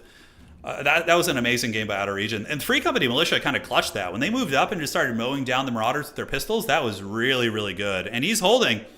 For Sigmar, let's go, dude. What an epic game. I love it. Outer Region's our champion today, defeating the villainous OP Khorne. Khorne's not overpowered, but it is a bad matchup for Empire. The land ship got 2,400. So if that thing had stayed alive a little longer, could have been even more, you know, victorious for the Empire. But greatswords were good. Dude, what an impressive game. I was saying that Outer Region's going to tap out. I thought it was over. But then suddenly just like Toddy just started routing everything and you're like, wait a second. Yeah, that was insanely impressive. Yeah, why only 2 Khorngors? Are they restricted or something in tonight's tournament? I don't think so. That's why he lost. You need 5 Khorngors. You need to have Khorngors be your main infantry everywhere so that the Empire can't use their cavalry. The fact that he only had 2 Khorngors, I think, is a big problem. And I think that's why he lost, among other things. But what a Chad game. GG, well to the played. All right. So here we go. And let's get it. All right, all right. So grand finals game. Let me go ahead and host that. Finals. Host as a spectator here. So we need to see who wins on the other side. Guys, we could legit have an Empire mirror match in the grand finals because Blood Penguin's on the other side with Empire. The guy who beat me earlier just crushed me. Yeah, it could happen. What a game. What a freaking game. Do we have any mods in chat who could drop a Discord link? That'd be great. And let me see who won the other side. Okay, so that all worked out. Don't call it a comeback, says Toddy. Yeah, absolutely. And we got Outer Region versus Ash. Oh, Ash defeating Blood Penguin. Very cool. And let's get Ash in here. Okay, so I have that. Now we just need to see what the lobby is, or the map, excuse me. It's going to be Gates, Crystal Lake. Crystal Lake is the map. The Chad Empire play. The COD pieces were too powerful, dude. They were too powerful to be left alive. Everything's going good. Thanks for asking, Sotech. We're just here, and we have Ash versus Outer Region in the grand finals. I don't know what factions they're going to be using, but we will find out. All right. So let me see here. All right. Great. Hold on. I can get a Discord link for you guys. Give me 1 second. It's working again. All right. Here we go. The Free Company were awesome, dude.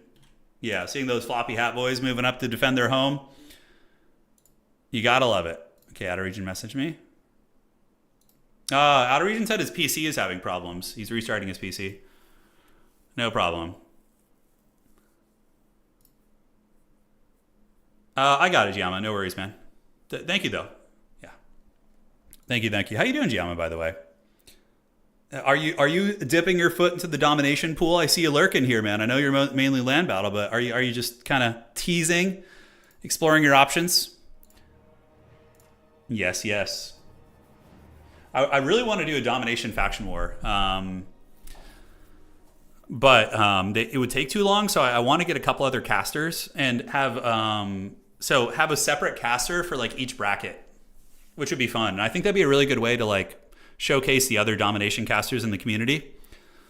So we would have like, obviously we'd split it into 4 brackets and you would just cast through. And then I would just, when it gets to the top 4, I would just basically, do those. Which should be really fun. We have Empire versus, no freaking way, it's Bretonnia, by the way. Let's see what it's going to be. What's Ash playing? Okay. Ash. Oh, Dark Elves. Oh, shit. Dark Elves versus Empire in the finals. Who would have thought? The Dark Elves have gotten all the way here. He beat... So Ash beat a really top-tier Empire player just now and is now facing Outer Region. All right, I'm taking notes. Yeah, the key for defeating him was bringing Alex down. Oh, my God. Yeah, that's funny. No, it's Dark Elves versus Empire in the finals. You see, this is... Yeah, the meta is in a pretty good spot now. If you just get rid of Slaanesh and Ogres, it's pretty good. It's pretty damn good. What is happening tonight? Well, Slaanesh and Ogres are banned out tonight, so yeah. Slaanesh is just buggy, and well, not even buggy, but their Seekers are just disgusting how well they perform. Yeah. Empire takes down Oishi's Corn and Dark Elves make an appearance. I know, dude, we're in the Twilight Zone right now. We are in the Twilight Zone. Malekith, probably not. It's probably going to be like a Supreme Sorceress of some type. Although, you could use Foot Lokier isn't terrible. It's just like an objective grinding unit. I mean, there's a couple ways to go about it. Well, if you just ban Seekers, then Slaanesh just doesn't have like a bunch of their roster. Like Seekers, I'd rather just ban the faction anyways, because I like to get accurate data for factions. And if you ban Seekers, the data you're getting isn't going to be helpful for, for all that stuff. I'm lurking. I'm getting some Dom replays, and I came to learn. Oh yeah, cheers, man. Yeah, it's fun, dude. If you're interested, I could talk to you about the faction war thing. Is Slaanesh just either banned for OP units or below average win rate? Yeah, Slaanesh was fine a couple patches ago, but something they changed about Seekers, like a 900 gold Seeker unit can like almost kill Scarbrand, which is pretty stupid. Yeah, they're just obscene. How many Dark Elf versus Empire matches did you see in 2? Probably a lot, because I'm an Empire main and Hadri's is one of my close friends. And we just used to play each other nonstop. So, and he was a Dark Elf main, so we would just rub those sausages together in perpetuity. Yeah, so it'll be fun. Yeah, I'll start scheming a domination faction war. I think that'd be really cool. That would be pretty cool indeed. And the fun thing is there's a lot of like specialists too in Dom. You got, I'm sure it's the same in Land Battle, but you get a lot of like people who really are good at like 1 or 2 factions. Yeah. Yeah, Hadri's has been taking a bit of a break. I haven't heard from him in a while, but he's, you know, he was like a top contender, top player for so long. Sometimes people just need a break. That's for sure. This is going to be fun though. Yeah, that's what I expected, a wide ass build, but the Hawklands counter that on the right map, which is maybe this one. So the Hawkland Long Rifles are going to go probably dick deep into those Dark Shards. And we got, yeah, Boris Todbringer Pistoliers are really good because they can beat Dark Rider crossbows in combat, and they can harry them, and they can also kite the melee Dark Riders pretty effectively too. How to join this tournament? So you just need to join our Discord, and then we make announcements, right? And then from there, you just go to totaltavern.com and sign up, and then you communicate in the Discord. So join our Discord, go to the section where you select your roles and select Warhammer and Goblins. Goblins is for tournaments and Warhammer. And then you should see the tournament section where we announce them, and then you just join and play. You're in the... Oh, dude, don't worry about it, Giamma. You're all good. To join the tourney, you have to beat Turin in a boxing match, best out of 3. I'm sure plenty of people could do that. Yeah. I am an old man. I am old. All right, guys, taking a look at the build here for Outer Region. Outer Region's going to be rocking State Troopers. State Troopers with Spears are the best troopers. They have high melee defense, and they hold. You like, that's why Swordsmen never see play, because you aren't looking to win a frontline fight with your State Troopers. They're just so haggard. So getting one that at least has anti-large utility and high melee defense is the breadwinner. So all Spearmen here, and Hawkland Long Rifles are amazing on this map. They're able to set up shop, and if defended from Dark Riders, they will pound the Dark Elves battle lines, wreck the Dark Shards. It's like that. I played Empire 2 nights ago. We went undefeated with them in the rounds of regulation, lost in the semis, and we had the game where the Hawkland Long Rifles were just destroying someone's archer line. That was against Wood Elves. Yeah, it was against the Glade Guard line, and the exact same principle applies here, you know? Todbringer's amazing, you know, just a disruptive character that's very hard to snipe, and Pistoliers are good for running up and grabbing the points. Now, looking at the Legions of Ash, Ash has been doing really well, and Outer Region is definitely one of the top players who isn't... Oh, that would actually be a fun idea. We could do, like, since so many of the top players are RTK, we could do an RTK versus Outsiders, clan war. So it would basically be, we would grab all the high-ranked players who aren't in a clan, like all the mercenaries, and have them battle against RTK. That would be actually really fun, because there's a lot of like good players like Oishi, Outer Region. These guys are not in clans, right? So it's going to be Supreme Sorceress of Fire Magic, which is good. Cooking State Troopers is always an excellent choice. Dark Shards are amazing. I mean, if they're allowed to shoot, they can wreck heavy cav. They can pound pretty much anything they can shoot at. So lots of fun stuff there. I actually like that. I like that idea. Yeah, I think that's fun. Your speech faster than my micro. It wasn't always that way. It wasn't always. It's just when you just talk nonstop for 7 years, you know, you learn to Slim Shady it a little bit. It takes some time. So Toady is going to be jumping in, Boris Toadbringer, and yeah, he's just going to be attacking on in, ripping apart some of these Dark Shards. He does manage to kill 6 of them on impact. And I would imagine the other Dark Shards are going to form ranks, and Todbringer is going to want to escape, because that will be very painful. But now we get the Hawkland Long Rifles. Super cool unit. In tabletop, they're not actually a unit. Their Hawkland Long Rifles are a weapon upgrade for the sergeants, I believe, and for engineers and some other characters. But Burning Head going down, a bit of a strange one, although it does end up doing... Oh, okay, I looked at it from the wrong angle, but it's pretty good. It gets the Spearman. No complaints, you know. It's about 250 gold, you know, grab right there. It's all right. But here we do see the Dark Shards getting pounded, so we do see Uno, Dos, and Trace Hawkland Long Rifles just wrecking that Dark Shard unit. And now we see the Coldham Knights getting wrecked as well. So we've seen the Empire doing some really, really nice work tonight. But this is a classic, cool mixed arms Empire build. You got your State Troopers, you have your firepower, you got, you know, grenades coming in, and then of course Empire Heavy Cav will be somewhere as well. But yeah, focusing down the Dark Shards is going to be your priority number one. And Outer Region looks like he's going to be yielding the objectives mostly, although for some reason, yeah, Outer Region actually still has 2 objectives, but he's going to be losing them. And is just going to be trying to value trade and get where he wants to be there. Grenades have made it in. Grenade launchers, absolutely brutal damage against a lot of the Druchii infantry, because all Dark Elf infantry are pretty much lightly armored, except, Blackguard and Harganeth, which you would never see in this matchup. But grenades are amazing.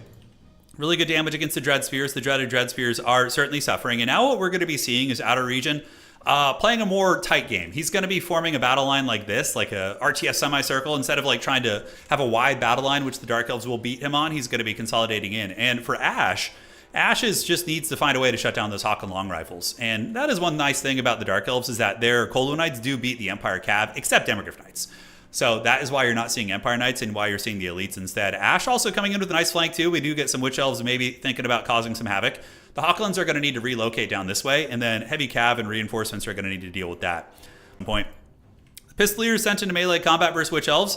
These ladies are going to have a field day ripping apart these Pistoliers. Pistoliers are not amazing in combat, despite having pistols and sabers. They will be getting cut up by the Witch Elves, who have popped the Witcher's Brew, but now the Pistoliers able to get some good firepower, and that might have been a mistake rampaging them, because instead of going after the guns, they're now going to just run off into to the wildlands there. So objectives, we do have Dark Elves controlling Objective 1. Objective 2 is going to be controlled by the Druchii. And down here, we continue to see the Empire value trading in a more effective manner, right? They're able to hunt down a lot of these Coldwind Knights, Toadbringer, as well as the Royal Altar of Griffites, just doing excellent work. And this has been a real clinic of Empire tonight. That is for sure. Hawk and Long Rifles, great unit. I mean, they're what annihilated my Tzeentch earlier. I paid the Troll Toll pretty hard against those guys. Oh, that's the Air Gig Jaeger Corps. He actually has the RWR. That's pretty cool. But the Druchii are coming in with a big press. I mean, we do have several waves of infantry coming in. Free Company Militia can be used to fight Bleak Swords in melee. It's not the most cost-effective fight in the world, but it's also not terrible. But it kind of looks like Outer Region is starting to take control of the mobile game very heavily, and that's going to be a big problem for the Druchii, because these Griffites and Toddy are just going to basically play whack-a-mole and just lay a beating down. And on top of that, Homeboy has been able to keep his long rifles online, which just continue to generate value over the entire game, right? The floppy hat's very powerful indeed. This is actually the exact color scheme of my Empire Army in Tabletop. The red and white looks really good. White is actually not as hard as people think to paint. If you just use a Pallid Witch Flesh for your white, it's like super easy. It looks really nice. You don't even need to wash it. Halberds being called in to block up the flank. The Dread Spears are really deep in the enemy lines. Halberds will win that fight. It's just going to take 15 years. Empire managing to hold on to one objective, but we do see a second wind of the Druchii as Dark Riders and Dark Shards are called back out, and State Troopers are pounded by Ash's missiles here. Ash does not really have much of a points lead, which is concerning, because, the Empire's just so far ahead in value. 5,000 against 2.8. The Troll Toll is being paid indeed. Some more Free Company Militia going to be jamming on out, and we do get Boris Toadbringer ripping apart these Dread Spears here. The Dark Elf are obviously more of a support character, right? It's not going to be able to make as big of a difference in the fight. The reason why he commits the Griffites here is he was trying to go for a cheeky terror route, because if you got a terror route, there's a chance they just run off the board here, but I think it didn't work out, so he's going to be pulling them back in. But yeah, now the Empire is a little bit resurgent on the backfield, but they are still stuffed in their deployment zone. There is maybe a fraction of a chance that Ash is going to have an opportunity to win on points, because he does have the triple cap. And this is how you balance out in domination mode. Like people who want a turtle or camp in a corner, like a dwarf box or whatever, they might value trade effectively, but they're going to be losing out on the objectives. And many games are decided by objectives in domination mode. It's not like Conquest, where it's like every now and then. In domination, like a good portion of the games are decided that way as well. So flying on up, more Dark Riders, and I think Ash is very committed to the stuffing strategy right now, just going to be trying to keep Outer Region back in the cages. But I don't think it's going to work. The value lead, when you have this big of a value lead with healing, it means you're just straight up going to have more shit on the battlefield, right? So 2 Free Company Militia, they're probably going to be able to get that objective. We do see the Supreme Sorceress. I mean, if Ash gets an MLG Burning Head right down the pipe on these guys and routes them off, maybe. But overall, that's going to look very bleak. So Boris Todbringer going to be grinding versus the Dark Shards here. And on the outside, the Royal Altar of Griffite's going to be tearing up the Coldwind Knights. Hawk and Long Rifles basically all full health and just generating as much value there. These guys are value printers right now, probably. 700, not bad. 900 right there. And much more to give too, right? And these guys are at 900. So they're all going to pay for themselves. And that's going to be very good.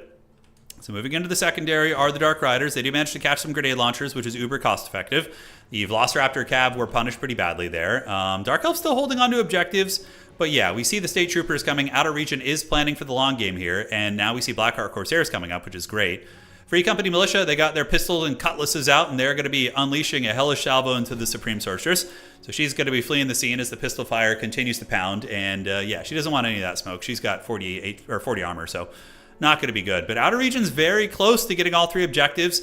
You know, it's a nice attempt, but I think it's just too late for Ash. I think that Outer Region's going to get up here. His long rifles are just eviscerating everything. A beautiful burning head, by the way.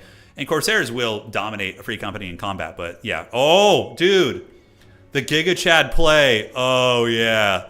The headsman, Theodore Bruckner, dude. Look at this just thick man running up to the battlefield. Yeah, I don't know. He's got the fearsome combatant, so he has a leadership ability, but I don't know if this is just like a cool play by Outer Region. Outer Region doesn't meme usually. So if this is a meme, it would be a rare sighting for him. Could be. I don't know. He's a man of mystery, dude.